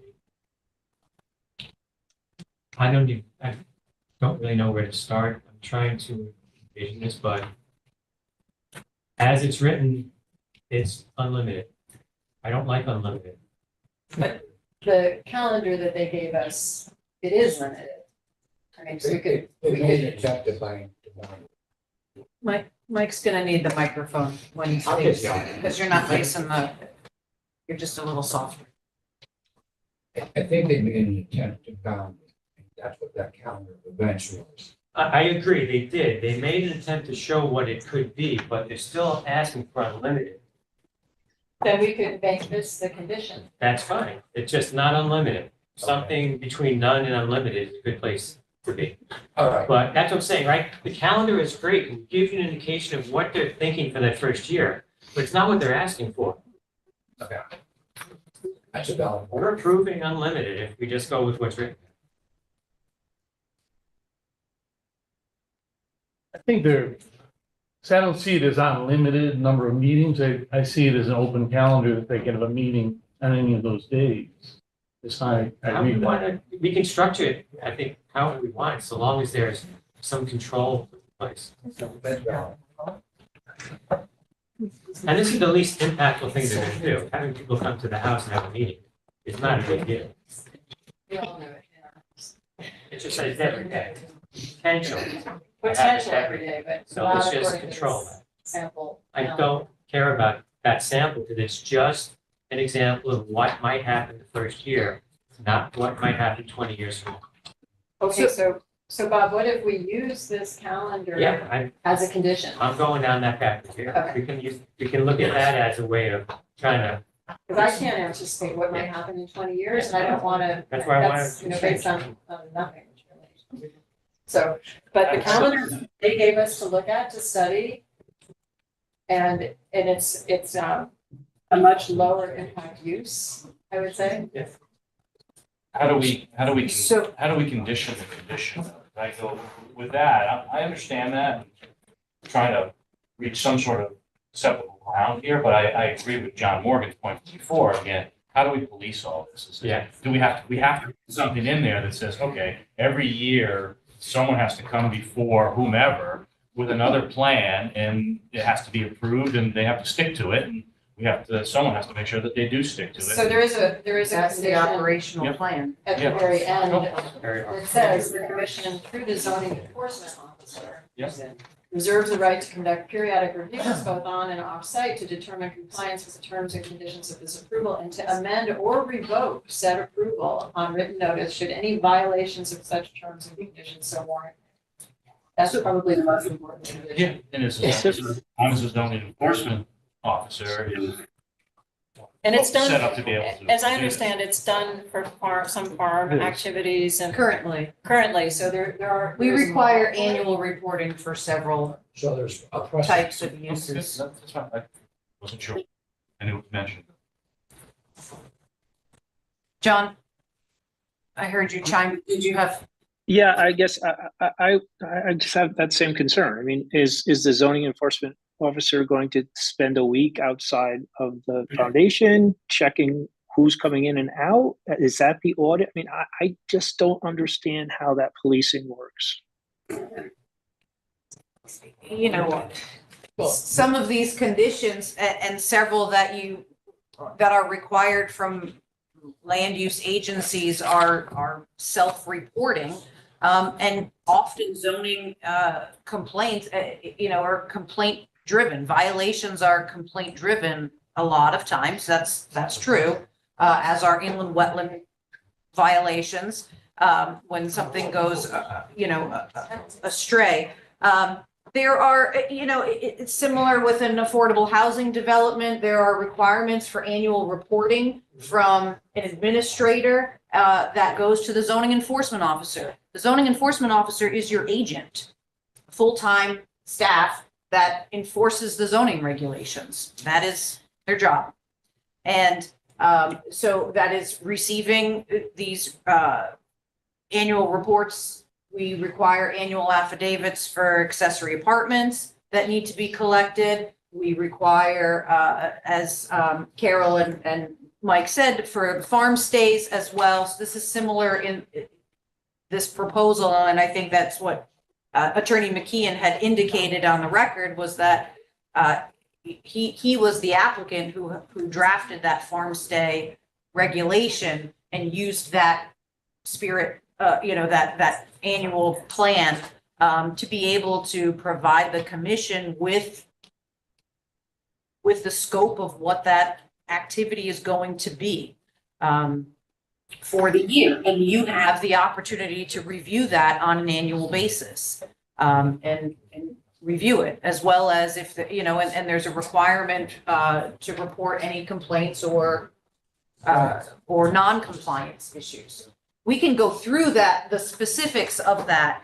I don't know if you want to jump around or if you want to go by use in this. I didn't quite follow where you're going with the calendar and the number of meetings. Are you using the number of meetings that are shown in this annual calendar from, it was Michelle Napick who went through that. You want to count up the number of meetings that were in there, and that's the total per year? I'm just trying to figure how you're looking to draft this. We can do that. I was thinking of just using this as the condition, that this calendar be followed, unless people have problems. Well, to me, Well, that's the annual Yeah, plan. I'm looking at it, for the number of meetings, it's actually, I think, probably too restrictive to allow them to conduct their foundation. Because they have meetings in all of January. It's probably not adequate. That might be. It's good not to up to us to I decide. know, but what I see when I read the meetings part is, one, there's every day of the week and the hours of operation, if it's a Sunday or whatever that. So there's conditions of the meeting, whether they serve food or not. What you're talking about is, and the number of participants, and then the adding is number of meetings allowed in a year. Not when they're scheduled, just the number of years. That will be reasonable. What you're thinking is, when you read that, it implies that you could have a meeting every single day of the year, which is But that, not that needs to be like addressed. yeah, multiple meetings a day, every day. Okay. Right, that's what it says. Well, I think it really just says that they can have a meeting any day of the year during those time frames that they specify. And not that they would. Not No, that, not that they will, I got to. But they can't. But they can't. Say. right, is there a concern about what days the meeting?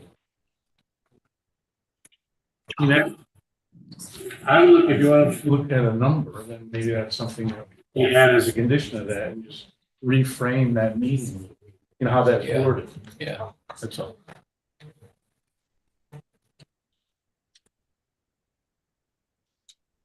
So the annual operating plan, and as you read through item 5, section B is the annual operating plan. I'm just going to come forward for this so you can see, and that might help. Okay, so the plan includes all of the uses on the property. And so when you look at number 5 of what the plan shall include, goes through who's owner and operator, the date, any previous violations, the statement of compliance, and then 6, it's the annual operation plan materials. Hold on one second.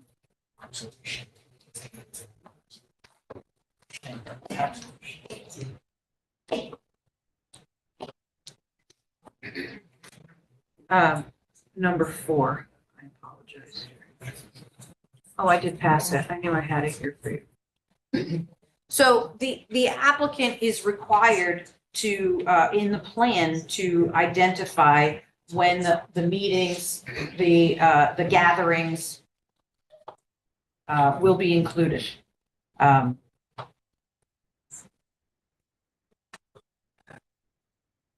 Annually. Well, actually, it doesn't. It starts at gatherings. So you could request in the annual operating plan to have meeting dates identified and called out, included in that plan, instead of just gatherings, events, and the additional, and when the residencies are.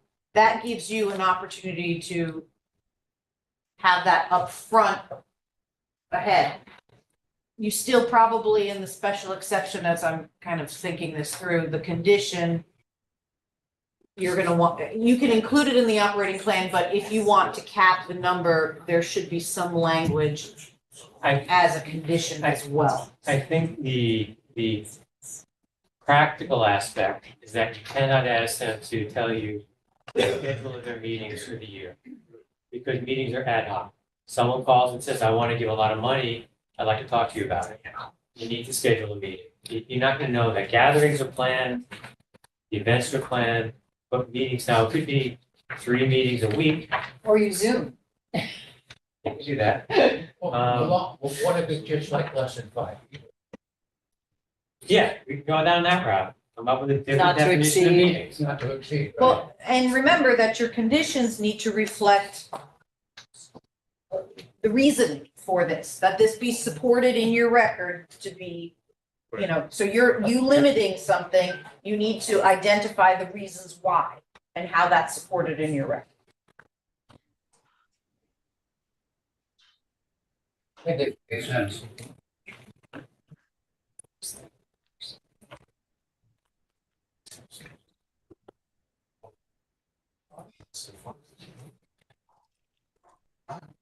I mean, you can come back. Those are the You details. just have to start right. I think you have to start, somebody has to start drafting. Well, I think, I think it comes back to your point. I think it comes back to putting a governor on the number of meetings that can occur. So if it comes down to simply saying that meetings as defined of 12 people or less are fine, parking should be on site, no shuttle buses, parking's on site, meetings of 12 people or less, no more than 2 meetings a day, 3 days a week, something like that. Or 1 meeting a day, because you can't handcuff them to the point where they can't run the foundation, they're just gonna walk away. And maybe we could do that. Make it so bad that they can't do it, but there's no reason to do it that way. That just falls apart. But if we're trying to just ensure that there's not 5 meetings every day with a constant flow of cars because they're 20-minute meetings, that's one thing we can do. It addresses the traffic issue and the noise issue and all that other stuff. So they could abuse it in another way. All those people coming in using the bathroom, it's gonna blow out the septic system. So there's a reason to put down, let's just do, and I don't know what those numbers are, but And are you thinking weekly, monthly? I think it's a weekly thing, let them run their, I know it's not a business, let them run their business. But then decide how to do it, but let's do it in a low impact way. Weekly. Yeah, it's just number of meetings on a weekly basis and a maximum number of meetings on a day. No more than 12. Fine donut, fine donut. Does that make sense? I'm not sure the number of meetings on the day Okay. makes sense. Yeah, the intent is to limit the traffic and noise. Mike, you're gonna need the microphone. And I think the idea is to limit the number of people who know about it. Or it makes sense to do something. Because one of the presentations was about the ins and outs of a single family home, which is much harder than I ever imagined. But if you've got 2 or 3 meetings going on every day, 12 people, that's 36, 72 total ins and outs. Yeah. That's a lot. So- That's it. That's what I'm trying to mitigate. All right, so the conditions, we should put some boundary. Yeah. We have to define. Okay. But this was the easy. Seriously. Well, it can be, because I think you're saying we limit it to whatever the number is, 2 meetings a day, not to exceed the available parking and the story. That's a good way to put it. That's it, no shuttles, none of the other stuff, that's it, so you don't have the potential for, these 20-minute turnaround, Yeah. Speed dating type of meetings. We can get it really simple, because I am very concerned about the whole monitoring of this. How we do it, but that's a different question. It's not, I'm sorry about that.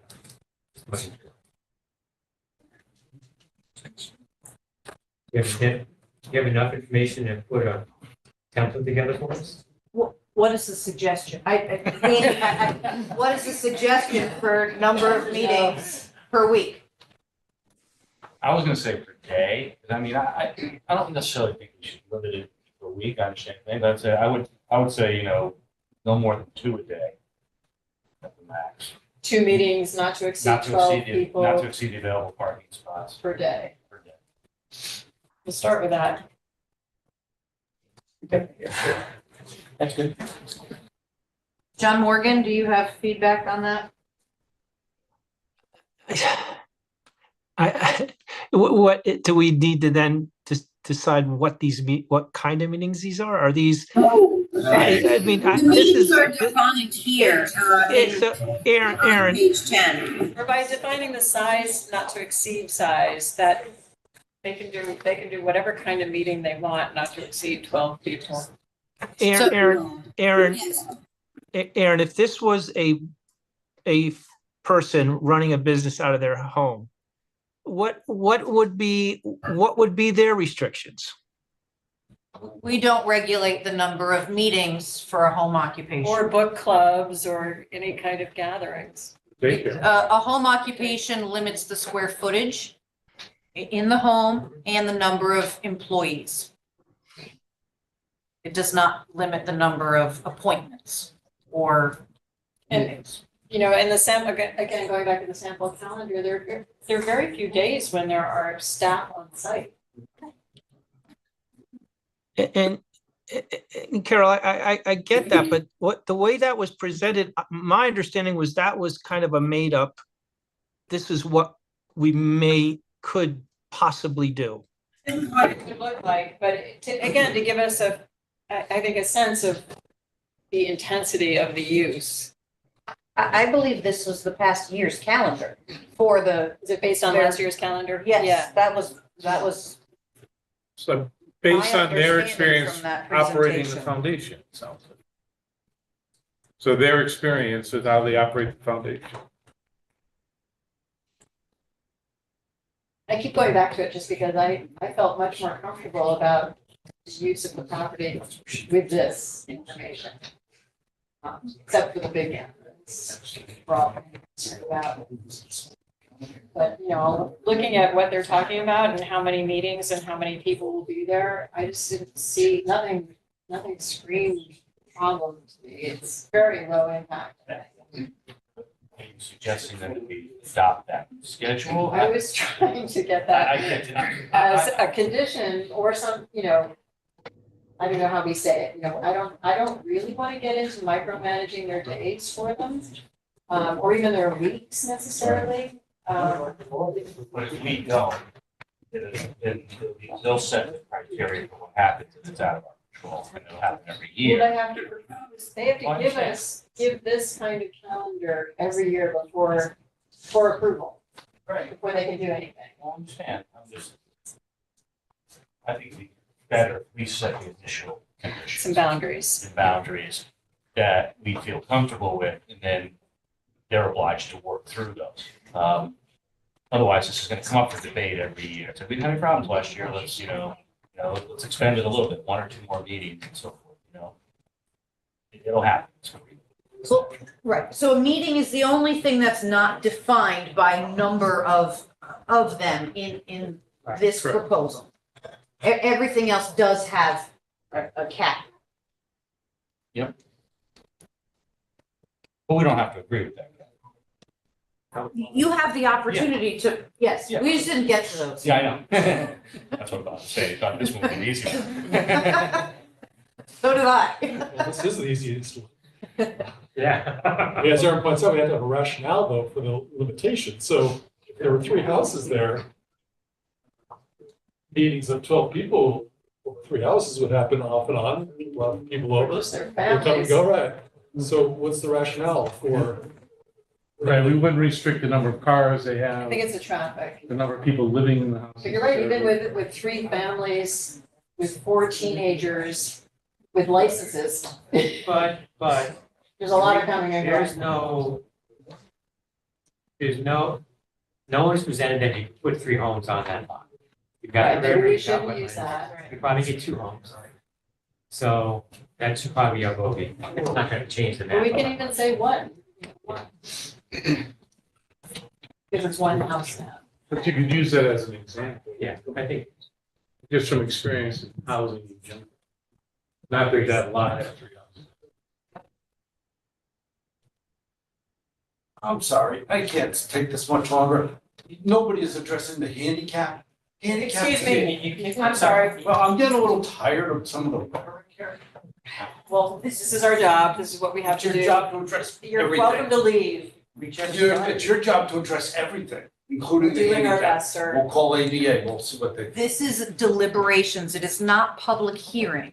If you'd like to be at a public meeting, you may sit quietly and allow the commission to deliberate. This is not a back and forth with the audience. I'm not looking for a back and forth. Everyone has had their opportunity. There's no speaking from the audience. I'm not Madam looking Chair for an made that argument. very I want clear. it to be fully discussed and take advantage, make sure you talk about the handicap. You are not defining how this meeting is being run. You may listen. No, that's. Please sit down and allow the commission to do their work. I can stand because I have a cramp in my leg.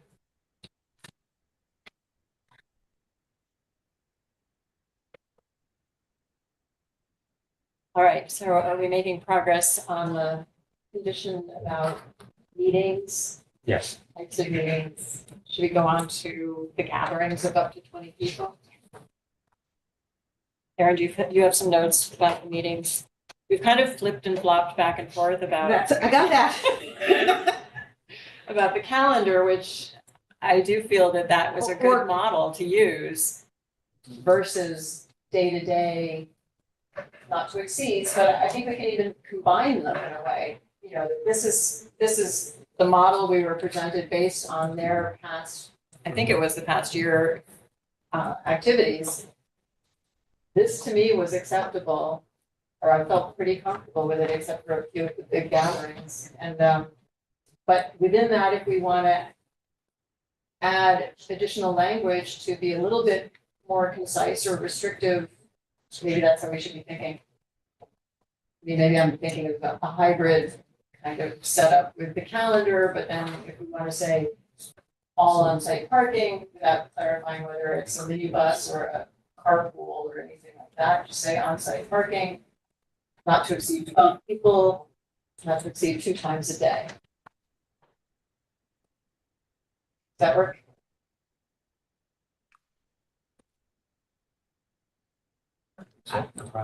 I'm happy to put some language together that you can then start That would be great. as a starting Comment point. to, Yeah. So that way you can get, we need something written down so we can then look.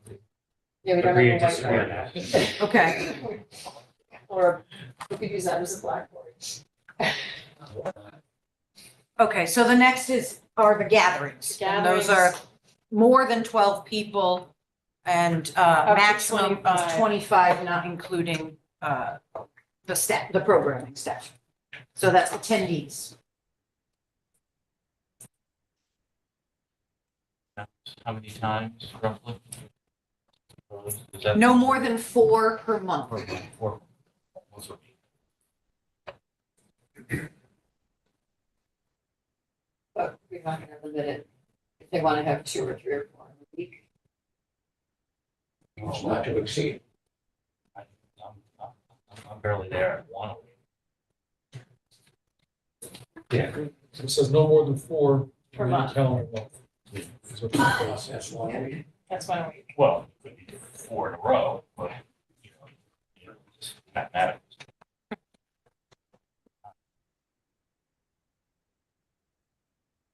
Must be a special purpose for these meetings, I guess. It's not a calendar. Andy, you're gonna have to use the mic. Oh, okay. You're I'm not just gonna saying, have I just wanted to- in the other it doesn't room matter. here It doesn't matter. or online. Just Curiosity.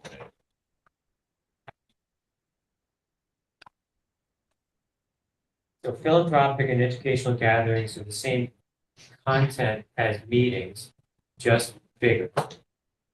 It further states they're mission-based gatherings for the foundation that will be supported through philanthropic dollars and non-revenue generating.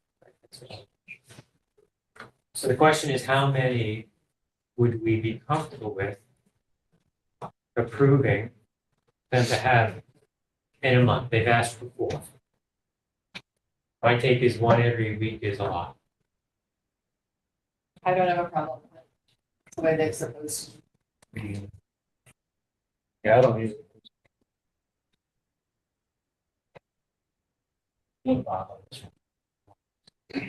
Andy, you gotta speak up. I think 1 a week's too much, because a lot of people Because it's actually more like 35 people on site. You have staff and other folks as well that are already there. I think it's going to exceed the parking and it's going to require the shuttle. These do include the shuttle. Yeah, I know. That's an issue.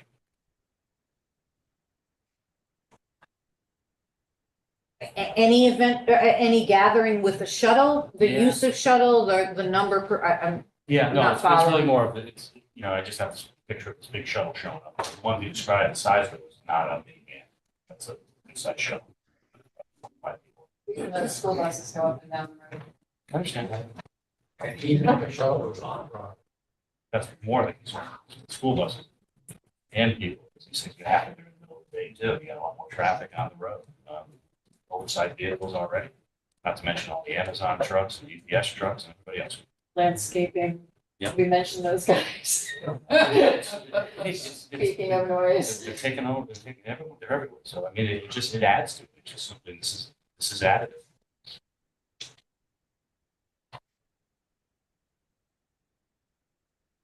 so there's not enough parking on site Yes. for a gathering without a shuttle bus. Yes. That's why I thought this would be the hardest one. Tackle. There's a turn, right? Yes. Shuttle bus. The Well, fire department It's wanted a turnaround. It's in the middle, the it's the end. main gravel driveway that's there now, and they're gonna make some accommodation to knock out something so they can swing around. But what No. they'll allow to get a truck in there. That's what it is. The second driveway with the overflow parking, that's the turnaround you were Right. referring Okay, to. okay. The fire department required a Yeah, turnaround yeah. at the end of that parking area. The new part, not the one. Not knowing, no, actually, So you Right, would- that is a, You would be opposed to have them even using that. just don't like it. Being honest. I wouldn't have a problem. I wouldn't either.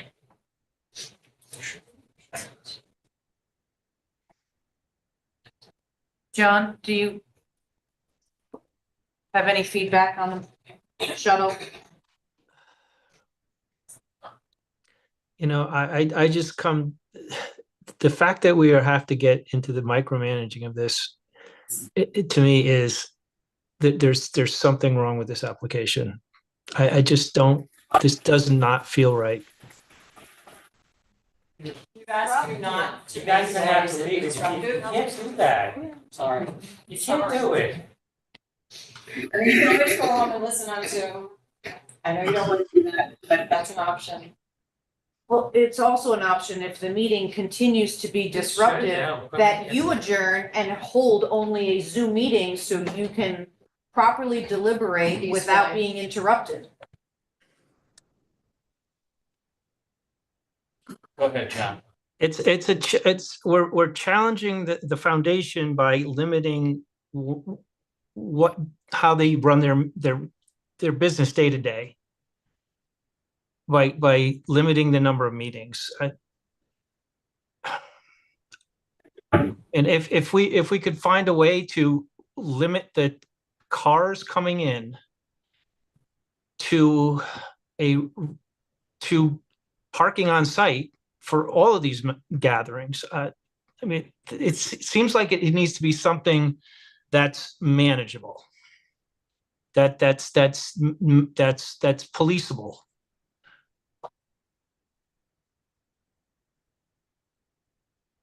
And John, you're right, it's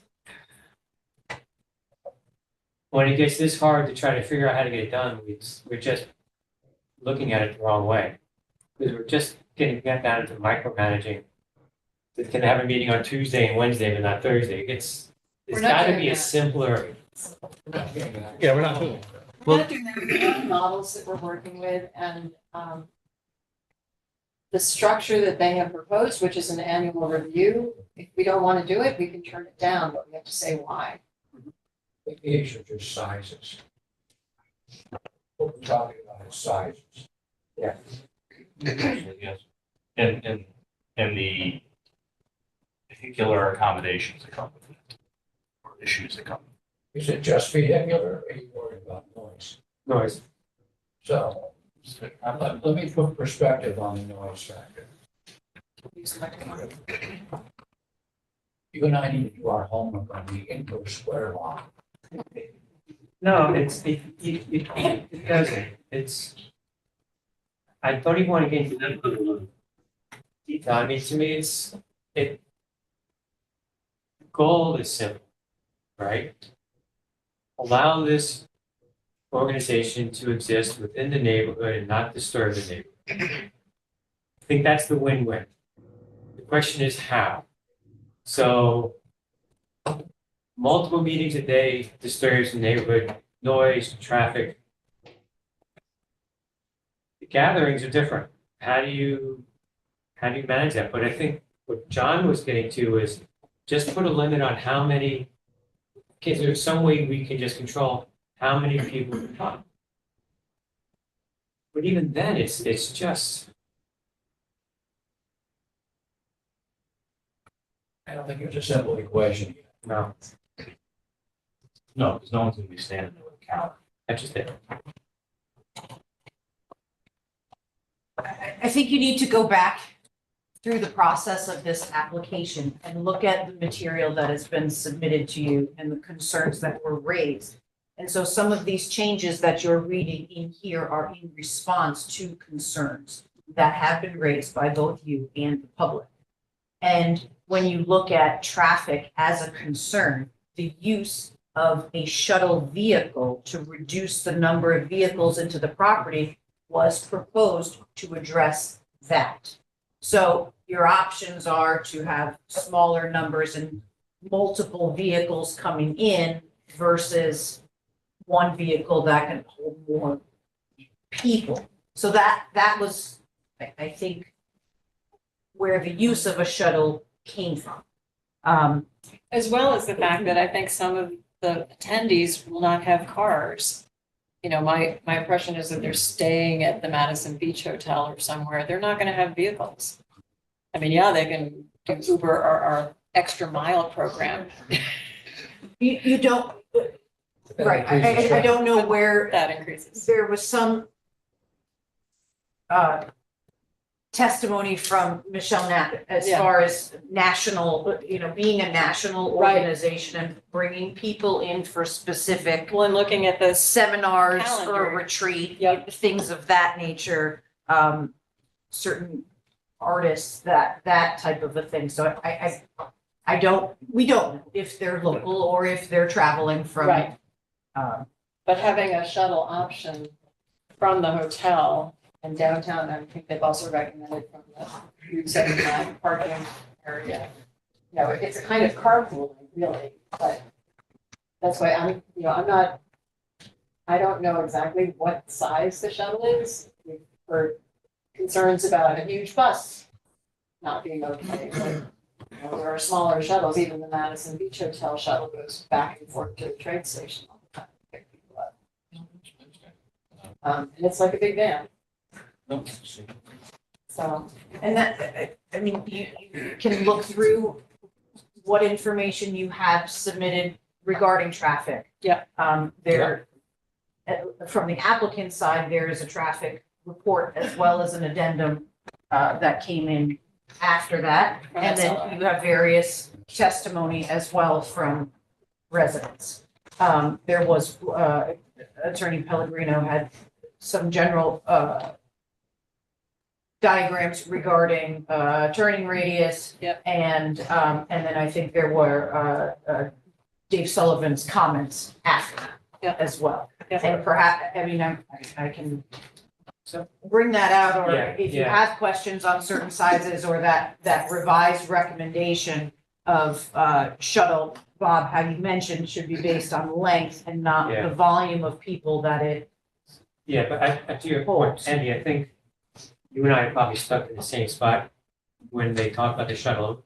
It's a big shuttle, it's kind of like, the airport. It is. It's like Renting car planes. It's a 24 passenger. But we're anchored in that large shuttle because that's what they need. That is what is needed for events. A lot of people, you need a lot of people in each front. The gathering is much smaller. More than half the people who park on site, maybe the answer is, great.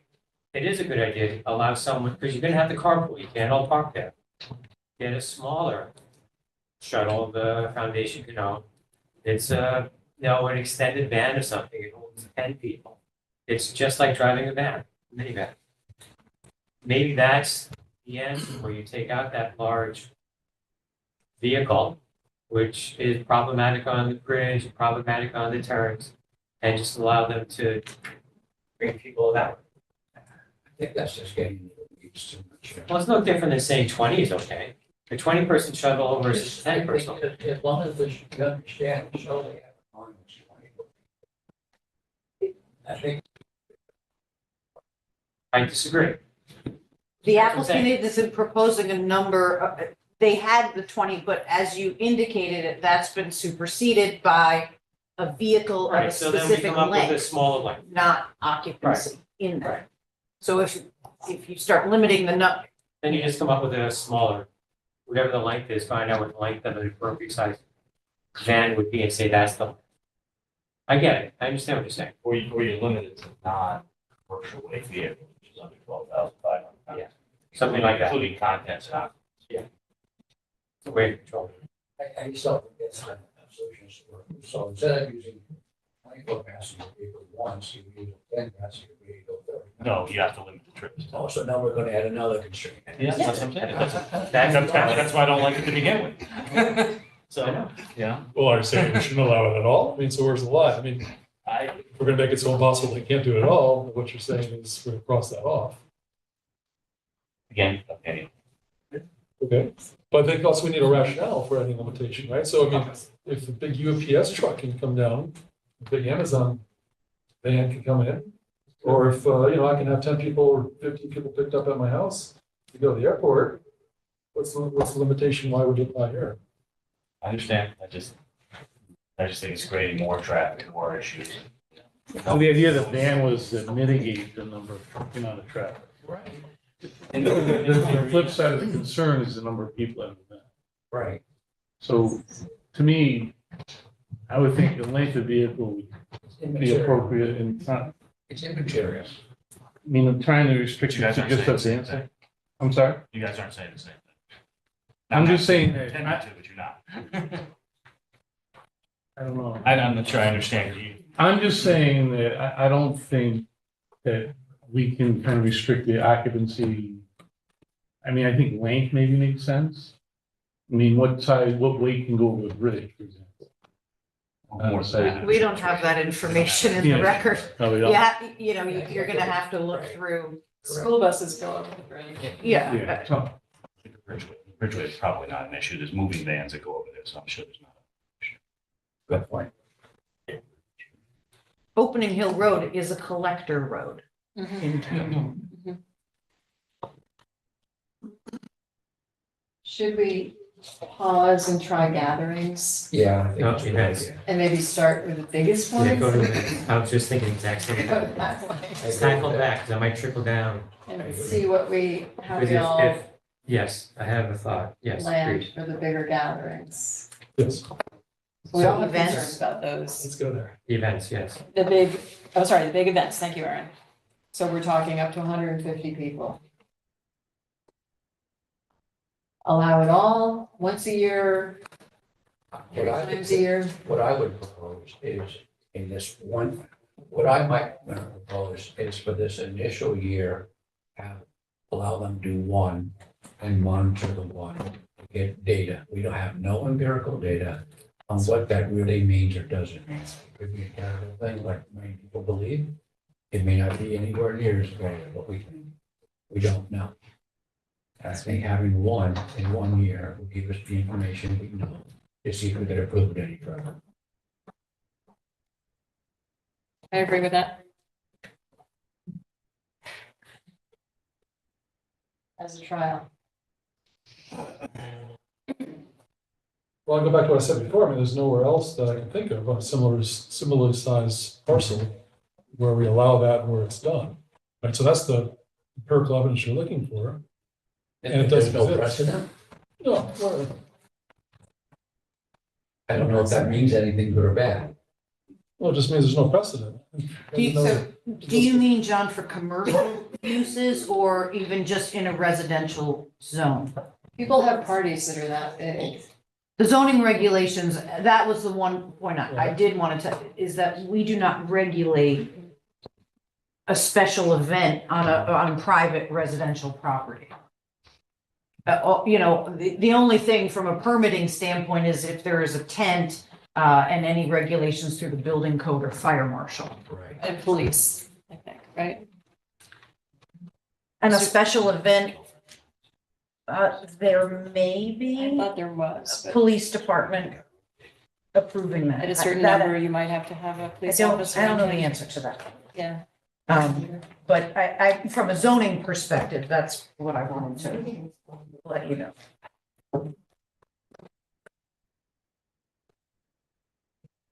We use the example of a wedding. Right. You can have a wedding in your private home. I guess some of this is a little bit different, right? Because we're saying, well, you're trying to say that we just go once and see how it goes. But really what we're saying is you could do this at least annually and perhaps more than once annually. I think our language can say the first year you can have one large event Right. and we monitor it and see how it goes and then Then we'll determine future events from we that. can turn it down after that.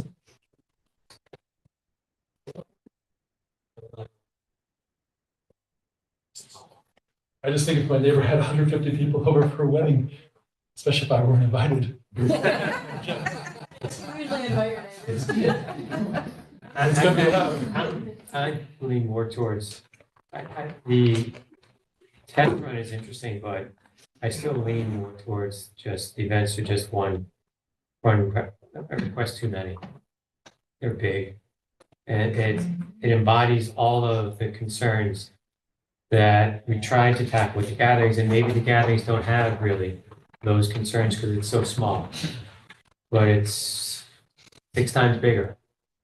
And that's a lot. And so that's It is. where, and I understand your point. I get it. But it's 6 acres. I get it. I know. I know all the numbers. I got it all. Doesn't need to be repeated. I just think that's the one that transforms this request from, I think, what was originally intended in the regulations to something different. It's a lot. Even once a year, it's a lot. And it's not. The wedding is a great example. That's a once in a lifetime event. You're happy for it.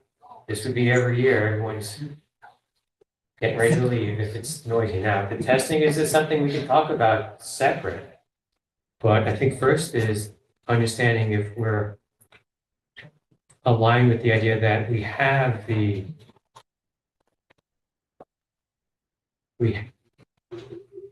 alignment that no events is where we start, and then discuss whether we should try one to see if we're wrong.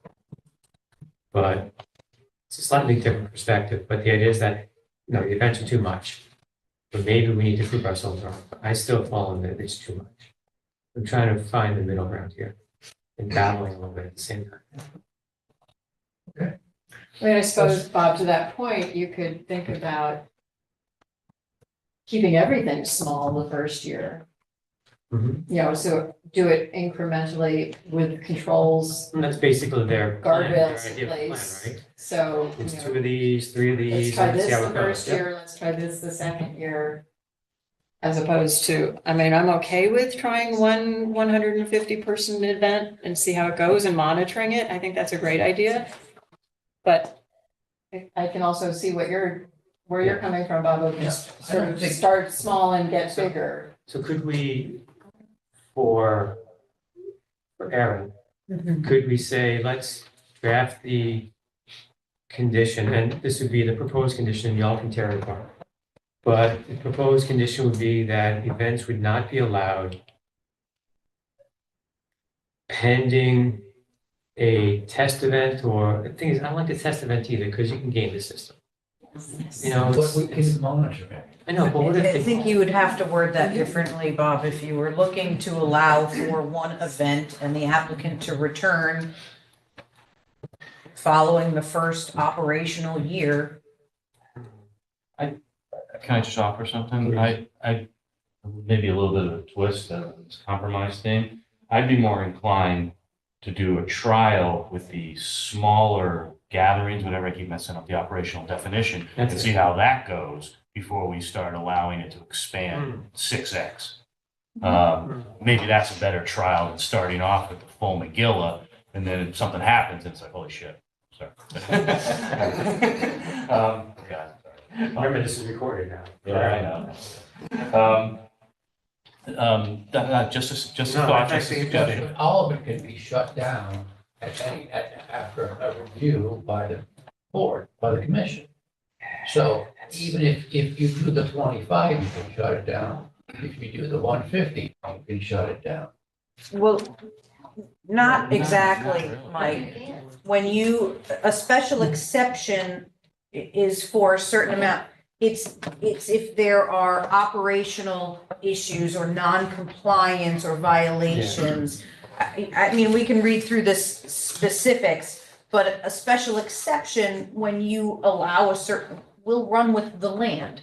You have the opportunity to, one, reduce the scale. So if you wanted to have one trial event per year, you can say, or for the first year, you can have one event and you could cap it at 100 people if you'd like. You can try the full at 150. You have flexibility there. And the applicant would be allowed to return to you That's- to okay. seek further approvals That's my point. to, in the future. You can limit this and allow the applicant the opportunity to. So to the other compromise that was proposed, we could say gatherings are allowed with whatever constraints you want to put on them, one a week or whatever you want.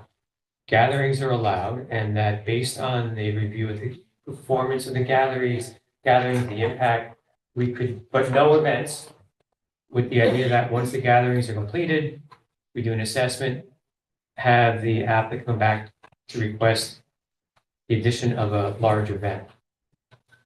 It's kind of what, that makes no sense. That's a mouthful. That's a mouthful. That video was. It's, again, I understand, sure, we're trying to figure out how to compromise, make this work.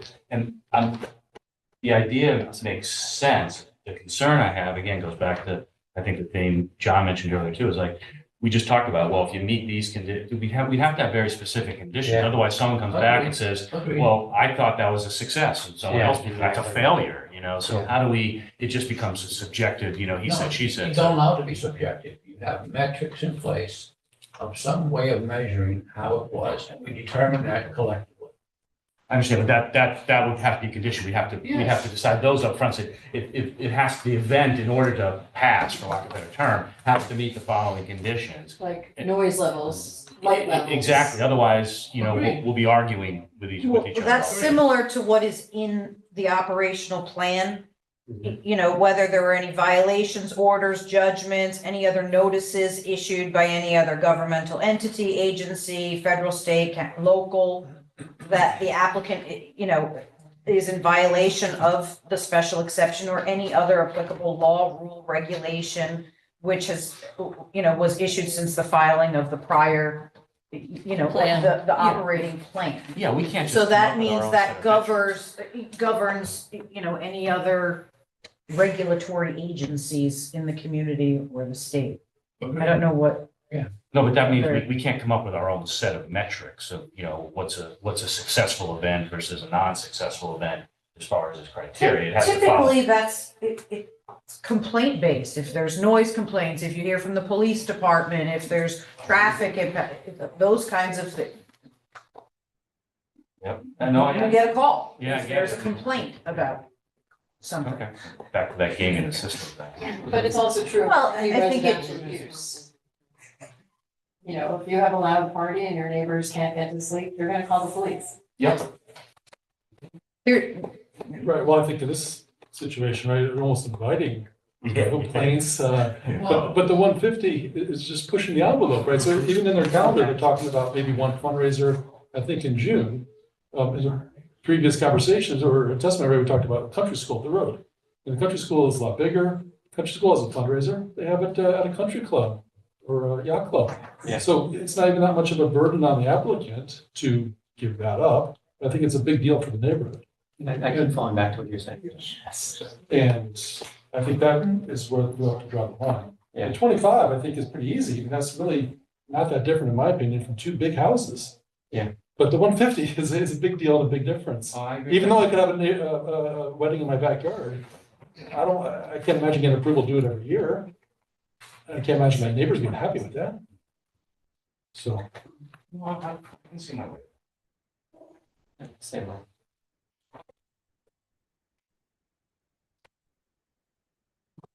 So we should eliminate the big events. I think so. I think so. John Morgan? So if I'm the Tremaine Foundation, I'm kind of coming into this expecting to be able to do big events. At what point does does a special exception not even make sense here? I mean, it feels like from what the testimony, the Tremaine Foundation by right could operate it similar to a B&B with 6 people or 4 or 6 people, I forgot the exact number, based on if it's a normal home run business, we really can't regulate the number of meetings that that business has.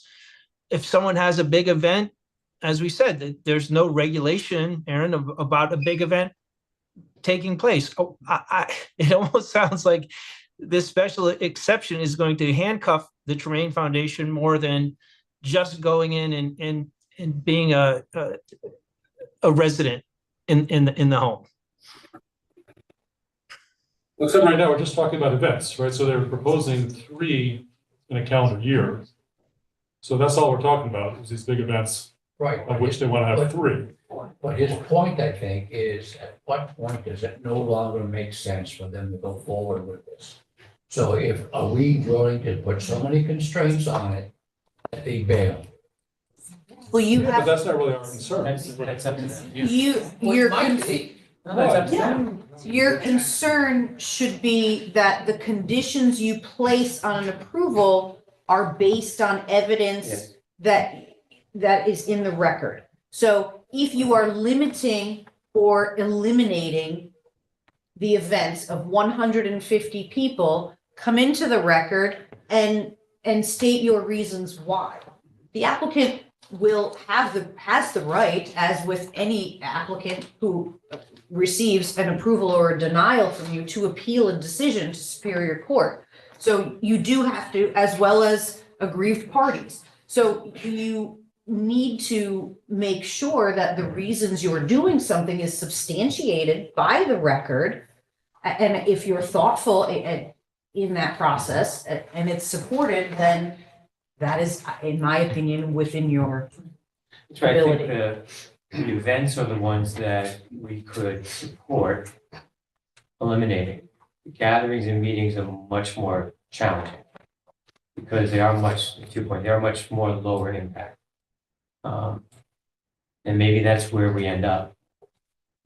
Well, I agree with you on substantiating it, right? So, I mean, our only substantiation on the noise concern for 150 is that the applicant hasn't shown us that they could do it at decibel level 55 or less. It's true that the neighbors haven't said that it would definitely be above, but they're asking us to approve something which we don't have any evidence one way or the other, except to say that common sense suggests if you got 150 people together, it's going to exceed 55 decibels 100 yards away. And what we suggested here is, well, we could do a trial run. Well, I guess we could, if we're gonna stand out there with a little noise meter and see what it shows. Exactly. Yeah. Exactly the point. And a light engineer with a light meter. There are light regulations in our zoning code anyways, as far as off lighting onto adjacent properties. But you could potentially condition one event of a year and require the applicant to provide documentation to you Data. that the noise levels didn't exceed such and such as the applicant proposed this information to you. They self-imposed this condition of a noise, a maximum decibel. So if you allow something subject to that condition that they gave you and request that they provide that information to you, then that's the onus on the applicant to do that after the event and show documentation. Well, but then you're asking us to approve something that they haven't shown that could happen within the condition that they're suggesting. It'd be one thing if they said, hey, we went down to the glass house and 200 yards away from a big event of 150 people, it was 54 decibels. But that's not what we heard. Right? We heard that that's the condition at the glass house where there's 49 acres. I mean, for example, you could go to the farm dinner where there's 100 people or more and have some evidence and say, look, they did it there and it was 55 decibels, a quarter mile away or closer. But that's not what we heard. I'm just saying that there's no evidence to support that in the record. There's not evidence to support that it Either way. But it's a limitation that says it It's a cannot condition. exceed this. So that is the responsibility of the applicant when holding that event to ensure that whatever's happening or that event has to be structured to be, a less intense event, something that's not a noise generator. Perhaps it's there were, the events include indoor and outdoor experiences. It could be a reception, an open house, a presentation, a lecture, a class, or an exhibit in which folks, so they may be different generators, but you could require that condition be placed that the applicant ensure that during this event, noise levels at the property line do not exceed this. And that they're to monitored. provide some documentation. I mean, my assumption is that in order to comply with that, the applicant's going to have to have someone who has a decibel reader and is trained to use it and can provide documentation. That's, Not a free app. It is a free app. but I mean, you have to, I downloaded it. you have to, It's close, but it's not. let's, yeah, we're not, this is not a back and forth with Right, So- right, okay. the audience. So I think About a week. I'm circling back to what Mike posed of give them one big event and monitor it. Okay, so you're saying no, No, I'm saying no, no. that's, Don't start. Yeah. Exactly. any other thoughts? Well, in principle, that's a good idea, except I just think that given the specific site and the proximity of the houses, that common sense suggests that that's going to be very, very unlikely to happen with 150 guests. We need more than common sense, I think, to back it up. Yeah. I've heard three different things. Is this 55 dB at the property line? Yes, it's actually, there's a state regulation I found, which Okay. I need some help interpreting, so I was gonna ask our town council to guide us on it, but this is Yeah, the perimeter of the property. section 22A-67, the whole thing, it says 55 decibels. And is an emitter and receiver and it kind of property. Okay. As we said, the town does not have a noise I know, ordinance. that's This why, is- that's why I look for the state. This is, we have to look into what's in the record and and this is something that was volunteered by the Yeah, applicant. I know. And so that's where you can impose this reporting is. I don't think we will ever know one way or the other without evidence. We have And the same with lighting at the property line shall not exceed 2.2 lumens per square foot.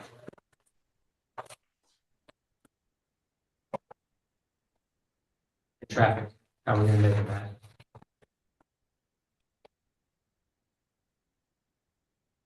Well, the other issue that comes up with the 150 is the portable toilets, right? So that doesn't have to happen for 25 people. It does have to happen for Sure, 150. I agree with that. But you're right, I mean, the opposition did not present evidence to suggest that 55 is impossible. So it's strictly looking at the record, that's not there. I guess the common sense and consideration would suggest that that's pushing it too far. That might not stand up to legal scrutiny, but that's my thought. No, I agree. And I think there was something in there about, I forget the exact wording about it. The use of it's detrimental to the neighborhood and everything like that. I think, 10 people, no. Arguably, 150 people, yes. That's impactful. That will be It's noticeable. potentially impactful, I agree, not definitive. Again, depends on how you want to measure it, but We have no measurements.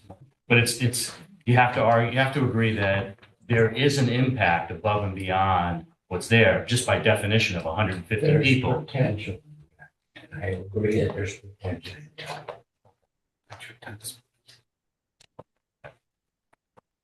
I disagree. Well, I don't think we're all gonna come to complete agreement tonight, but I think it's worth drafting what we've got so far.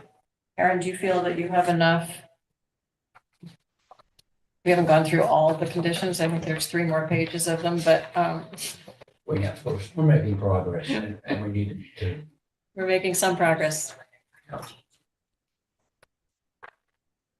I would like some feedback if you can, or at least some discussion on the residencies, if you had any comments on that or any. The only comment I have on it is to seek guidance from the town council. Because On what? if we approve it, if we approve the residencies as it's defined, it's pulling a bunch of different things together. It's pulling you can let two people, it's pulling the B&B regulations into it, it's pulling into what you can do if you own a home. It does a lot of things. There's the request to put people into the barn, which is, I'm not sure of the right terminology, but accessory building, which then requires other requirements with respect to that, as far as the resident being there. There's a lot of language around having that many people paying and unpaid, staying in a home, which I don't understand. And what I really want is, I don't understand what your question is. I'm not sure if we are superseding currently existing town regulations with respect to what you can or cannot do for residencies in a home by approving all those. What you have an application before you that is defined within this special exception. Right. When that use is allowed by special exception, it's not I'm in conflict I'm with just asking, what I'm underlying asking zone. asking is for us to get some guidance from the town council to say, yes, they're asking for this. This is what's normally allowed. Here's some potential conflict, if any, between the request and what's typically allowed. So then we can go into this knowing that. Otherwise, I have no idea what I'm approving. I have no idea if that's typically allowed by the regulations. I just don't. I tried reading. That's why it's a special. I know, but there's no baseline that he can compare to, I think is your point. There's. So you two mean a places- single family house, we There's have a two- definition of family. No. There are 2 places in the regulations that talk about B&Bs. And I can't reconcile the 2 different definitions of them. One requires a frontage on Boston Post Road, the other one doesn't. Mhm. There's something in the regulations with respect to allowing someone to stay in an outhouse, An outer building. outer building, thank you. Thank you. That there's Accessory dwelling. specific regulations with respect to that. So we're bringing all those together and saying, yes, it's okay. People can stay in the barn, you can have paying people here, you can have non-paying people here. I want to understand if the town has anticipated each of those individually, what the expectation would be of the homeowner to do that. And then are we having that same expectation of the Tremaine Foundation? Are we adding liability to the town, or are we just superseding what's currently understood? And I'm not explaining it well because I don't understand it. Right, well, so my understanding of the residencies is no more than 8 people. And that goes And to, they've capped it as 8 people for 6 bedrooms. right, and so when you look at our zoning regulations for a single family or a family is defined as no more than 6 unrelated. So that is an as of right in a single family zone. And additionally, you are allowed to have 2 borders. Mhm. And that is essentially where that 8 came from. I get that. I just want our attorney to tell us it's okay. I'm not comfortable approving that without someone telling me it's cool. You get it. You're explaining it well. Okay. I just want the legal person to sign off on it. I think it's. Because it's something I don't understand. I mean, they're gonna sign off on everything we decide. They're gonna review Before we the, put it together, and Yeah. let us know. So we can know if they have a glitch somewhere, we can then address it. My assumption is that it's fine. it's included in the philanthropic use that's before you. So you have that authority to. I just want someone Review to tell me. I think I'm it's. doing something stupid. I have another point on that. Assuming everything's within regulation and it goes through, I do think, I brought this up at the very first meeting back in March. I do think that for these residents that come in, they should background checks done on those people. And I would think that the foundation would want to do that to protect themselves. Today. Wasn't that already addressed? Yeah, I think They it is. mentioned that they said that they wouldn't have a problem with it, but it was not in the original application. I don't Oh, know. I'm not it's not doing doc anywhere. It's not comparisons, so here I don't yet. know if it was. It wasn't I happening. see it. It was Yeah, different, okay. so that's There's fair. language that states participants shall be selected by a peer jury or similar type of committee appointed by the applicant. These mission-based residencies will be supported through the philanthropic dollars. I'm talking about a third-party background check. That's, like you do when an employer hires you, you go through a third-party background check and the results come back and that's. That I would say should be a question for our attorney. If Yeah. it's Right. a condition that's able to be imposed I, by the planning and I'm zoning sure the commission. answer is no, it's not.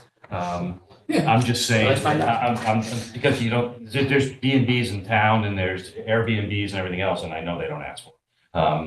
I'm We just don't saying it might regulate be- It might be in their Airbnbs. best interest, that's all. Because anybody can sue for anything at any time, regardless of what's on the books.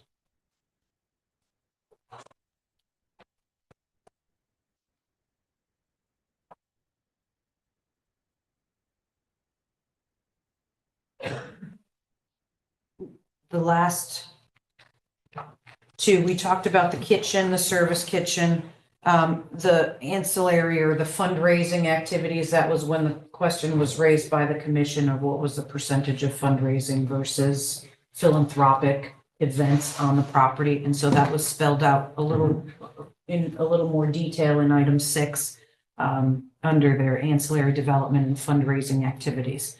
So that was A, B, and C, and the percentage of, with the events, it was up to 2 of the 3 events could be for fundraising for the foundation, up to 1 of the gatherings per month could be dedicated to a day-long corporate style retreat or a filming or a photo shoot on site. And then the out of the experienced guests, those would be the weekend rentals. Up to 25% of the annual on-site residencies, excluding staff, could be dedicated to the experienced guests. So that was clarified in the closing statements as well. And then the last one, number 8, was the signage not to exceed 6 square feet.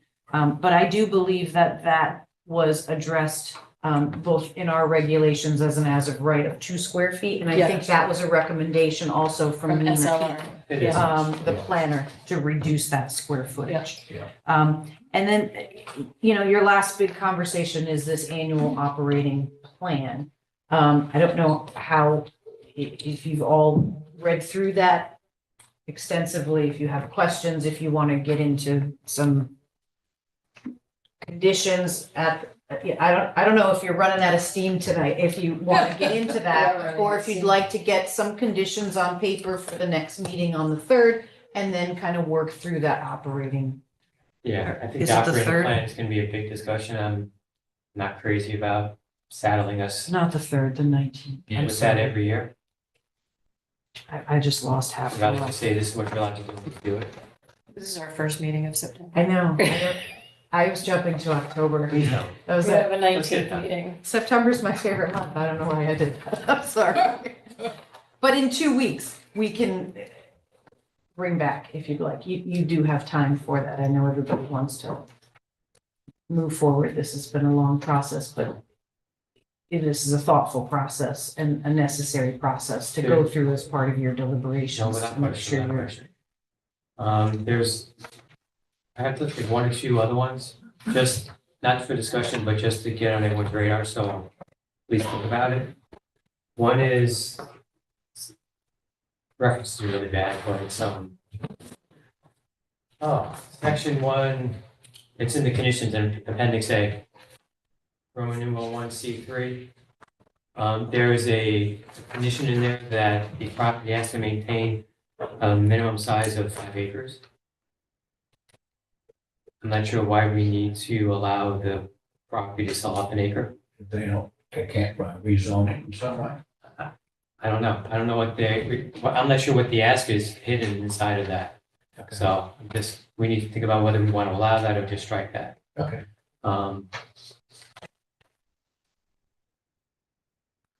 So the other one was Roman numeral C, 1C9. I am running out of steam. There's a condition there saying that all of these, that the special exception will stay in place as long as the property is owned by a nonprofit. It's my understanding that the special exception travels with the Runs with the property, land. runs with the land. That's the phrase. I couldn't think of the phrase. So if it's sold to a for-profit entity, does this special exemption run with it? The land is the land, regardless of who owns it. So I guess that, to me, that was another one of those questions for the town. An council. attorney Yeah. question? I mean, this is a self-imposed, I know, but could we even impose that? I don't know. I haven't been doing this very long. I haven't seen anything like Okay. that. Good question. What's the question again? If So a there's for-profit there's should- a, it's For- for- 1C9. the special exception permit shall remain valid I'm not sure we can say that. so long as the Everyone's site is saying owned by a the land- tax the land's not exempt owned, it's the organization. land. So I need an attorney to tell me that. Yeah, but whoever owns it still has to comply with the zoning regulations, so The conditions, if a restaurant wants to try and move there, it's not. Yeah, sure, I just, They can't, so they can't. whether we keep that or just strike, and then you're right, then it's, And on this, I think the 5 acres is just saying they're not gonna subdivide it. That's what they're saying. okay, well then let's make it that. Which- Beneficial. Yeah, that's Okay. good, no, that's fine, yeah. I was thinking it from the other side, which is going to sell off. Can't do anything with it. Okay. I think I'm Um, reading 9 as an opportunity to be more restrictive and protective of how Yes, this that was runs the with intention, so the it's a good intention, I want to make sure it's an allowable Right. intention. Because I haven't, in Valid my point. short time, seen that, Yeah, it's a valid point. I'm sure it is, but.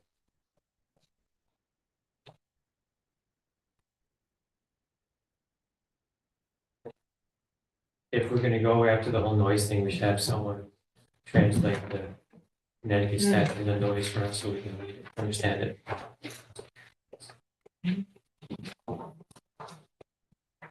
Allow read. What- Indoor square wells. It's in there. What do you need interpretation of that If for? we go down the path of Connecticut state noise. statutes, chapter 442, noise pollution control, section 22A-67, But what about it? it's dense. But It speaks specific to the decibel level at property level, property lines. Is it applicable in this instance? Okay, If in it this is, instance, the applicant is specifically volunteering a this decibel has level all, at this the has all property of the line. regulations on how to measure it. How to make sure it's done correctly. It would be a lot easier to say, do this, than have an open-ended 55 zone. If this is applicable. But we don't have a way to do that, is what you're saying. Yeah. Today, we don't have a way, unless the town made some sort of technological investment. True. Right? You have to buy, we have to buy a piece of tech. The town doesn't have a noise ordinance, and Yeah. so So the it town defaults will to not state. be. Well, the town has a noise, but it's a state ordinance. State, All state. this town says that, anything they don't regulate is regulated by the state. And then federal. I found it. It answers one of the questions. We don't have, I mean. It also would Tuesday ban rates, I don't know all what the CC whistleblowers. I don't, so I think it's important that you focus on the information that's in the record. And we're not Okay. bringing in new information. Okay, For the then there's no reason to deliberation. say no. I now know we're measuring effectively, so What's that? He can measure noise now. it's late. I'm getting started. I'm sorry. You are correct, though. So Erin, you have enough to draft or begin a draft? Sure, I can put some of this language together in a motion, a draft resolution that then I will get to you before the meeting, and then once we get to the meeting on the 19th, you'll be able to make some edits for that. And I will try to have our attorney take a read through it also before that meeting. Thank for you. That's a great idea. Thank you. I haven't counted the days out, Erin, from when we closed the public hearing. Well, you have 65 days, so it's essentially 2 months from, Yeah, from August 15th. we closed on the 15th, Yep. so you're well within your time, you're fine. October. Is it business day or calendar days? It's calendar days, but we typically schedule it for regular meetings without having to schedule a special meeting. Thanks. Okay, well, We would need a table. we need to have a motion to table our deliberation to September 19th. John, second. Any further discussion? John Morgan, you're hearing us too? Chairman. Good. Okay. Okay. All in favor? Aye. All right. Thanks, everybody. A lot of good thoughts. Okay. We have a few more. I think we can run through the rest of the agenda pretty quickly. It's just Clarify what you're asking for.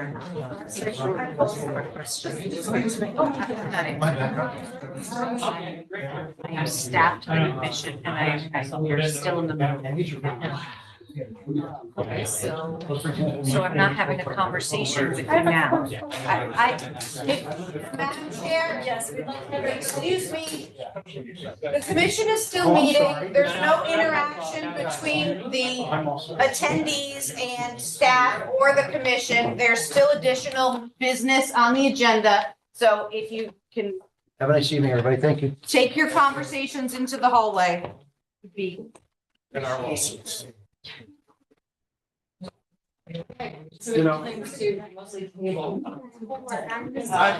I'm sorry. I have to say that I No. have spent my life, Larry, spent my life here walk away. building this property and Walk not to have away. a That's say. enough. I will, It's enough. Thank you. That's Doug. enough.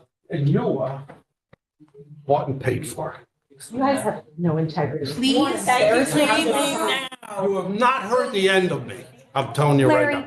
don't do this in the middle of a meeting, please. Please don't, this is my property. This is my life. And we will adjourn and This have an is- officer come and escort you out That of the would be meeting. wonderful because Please leave the meeting or sit quietly so the commission can continue their work.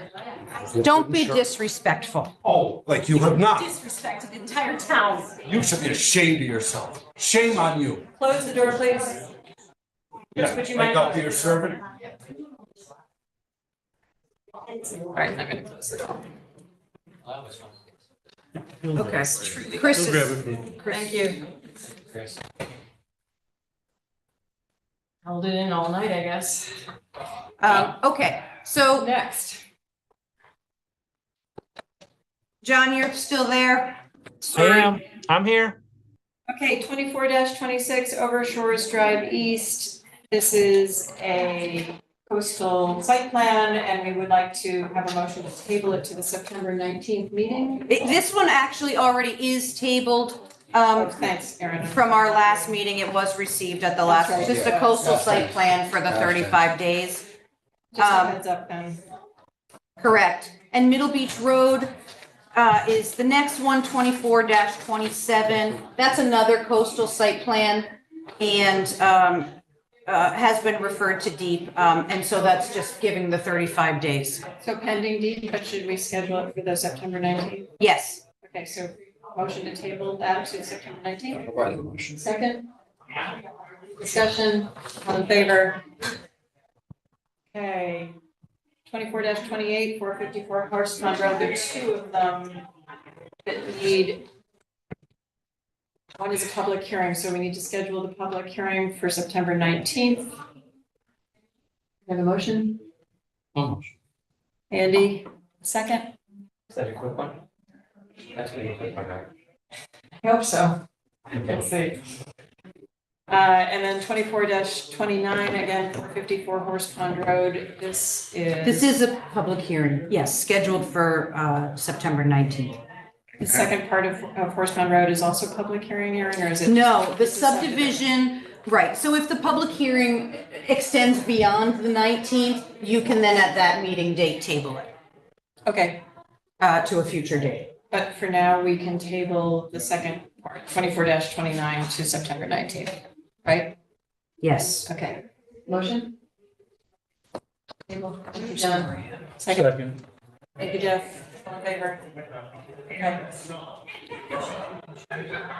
Then we're in receipt of some new applications, 24-31, 21 and 29 Milano Palm Drive. Again, receipt and table to September 19th. Can I have a motion? John, thank you. Second. Mike, second. Any discussion? All in favor? Okay, 24-32 Longshore Lane. We're in receipt and we're going to table that to October 3rd. Okay. Do you have a motion? John, thank you. Mike, second. Discussion. All in favor? It's a lot of Okay. coastal site plans, so it looks like a very large agenda, but a lot They're of pretty these are fairly straightforward administrative approvals. Okay. Okay, 24-35, 21 Circle Beach Road. Again, this is a sewage disposal system for a structure that's already there, but they need the coastal site plan. So table to October 3rd. John? Motion. Thank you. Mike, second. Discussion, all in favor? We got it. One more. 24-36, 916 Boston Post Road. This is the general residence coming back to modify coastal access agreement to this is- previously approved public viewing area. This is the ice machine thing? No, this is the general's residence. Oh, the general. Downtown. So Oh, we're yeah, gonna I see. schedule a public hearing for October 3rd. Can I have a motion? Motion. John, Andy, you get the second. All right, Andy, you got one in there, buddy. Thank you. All in favor? All right. Aaron, you want to talk about the administrative approval for 24-31 Durham Road? Yes, this is the pediatrician's office up on Durham Road, and minor site, met the definition of minor site plan modification to install 2 EV chargers in their side parking lot. And so typically those minor approvals, if they're exterior improvements, would go before ACA. And with ACA's favorable recommendation, then that can be done through staff. But there is a requirement to report back to you and let you know when these administrative approvals occur. So Okay. that's what we're doing. Okay. Will those be available for public access? For public use, Public use? that's a good question. I don't know. I mean, I'm just wondering, kind of, There's not there Anyone are just not walk many there? in North Madison, to be honest. The town just installed quite a bit, but they Did they are, get some up in North Madison? no. No, Not yet. that's the thing, I'm saying, that there's neighbors that are walking distance of their homes, I mean, they could just park their cars there at night and charge up. And they will. And they, if it's free, if it's charged, if it's, charge, it's It a might credit card charge. thing, then it's It might it's charge. not an issue, but otherwise, It's worth reaching out to them to ask. yeah, they're gonna worry about, exactly, like, otherwise the electric bill can go through the roof. Assuming there's not power coming in off the street. Yeah, I can email them. They're in the employee lot, so I'm not sure. Oh, that's it. Employee law. Moving on to approval of minutes, Secretary John Juzet. Sure, August 15th, 2024, the zoning commission meeting, members present, Downs, Juza, Bugda, Morgan, Peckinpah, Lionheart, Rubin, and Snow. Motion to approve. Carol? Second, Michael, any edits or Yeah. corrections? A couple edits on our names. Yes. Oh, so, Shaw so instead of Snow. there's a Shaw instead of Snow. And there's a bug, So it's on page one, there's a Shaw instead of Snow, there's a Downs without an E. oh, I didn't catch that There's one. a Reinhardt without a D. Page 4 and 5, there's a Bugba, Yeah, there's bug buzz. Close. so B, I'll I've seen that one before. I'll send, Terry's our new clerk for our third meeting of the month, so I'll make sure she gets an accurate list for your names. so Make sure, Michael, Uh, Michael needs a And don't forget the B. D in Reinhardt. Yeah. It's all or nothing. So the second B should be D.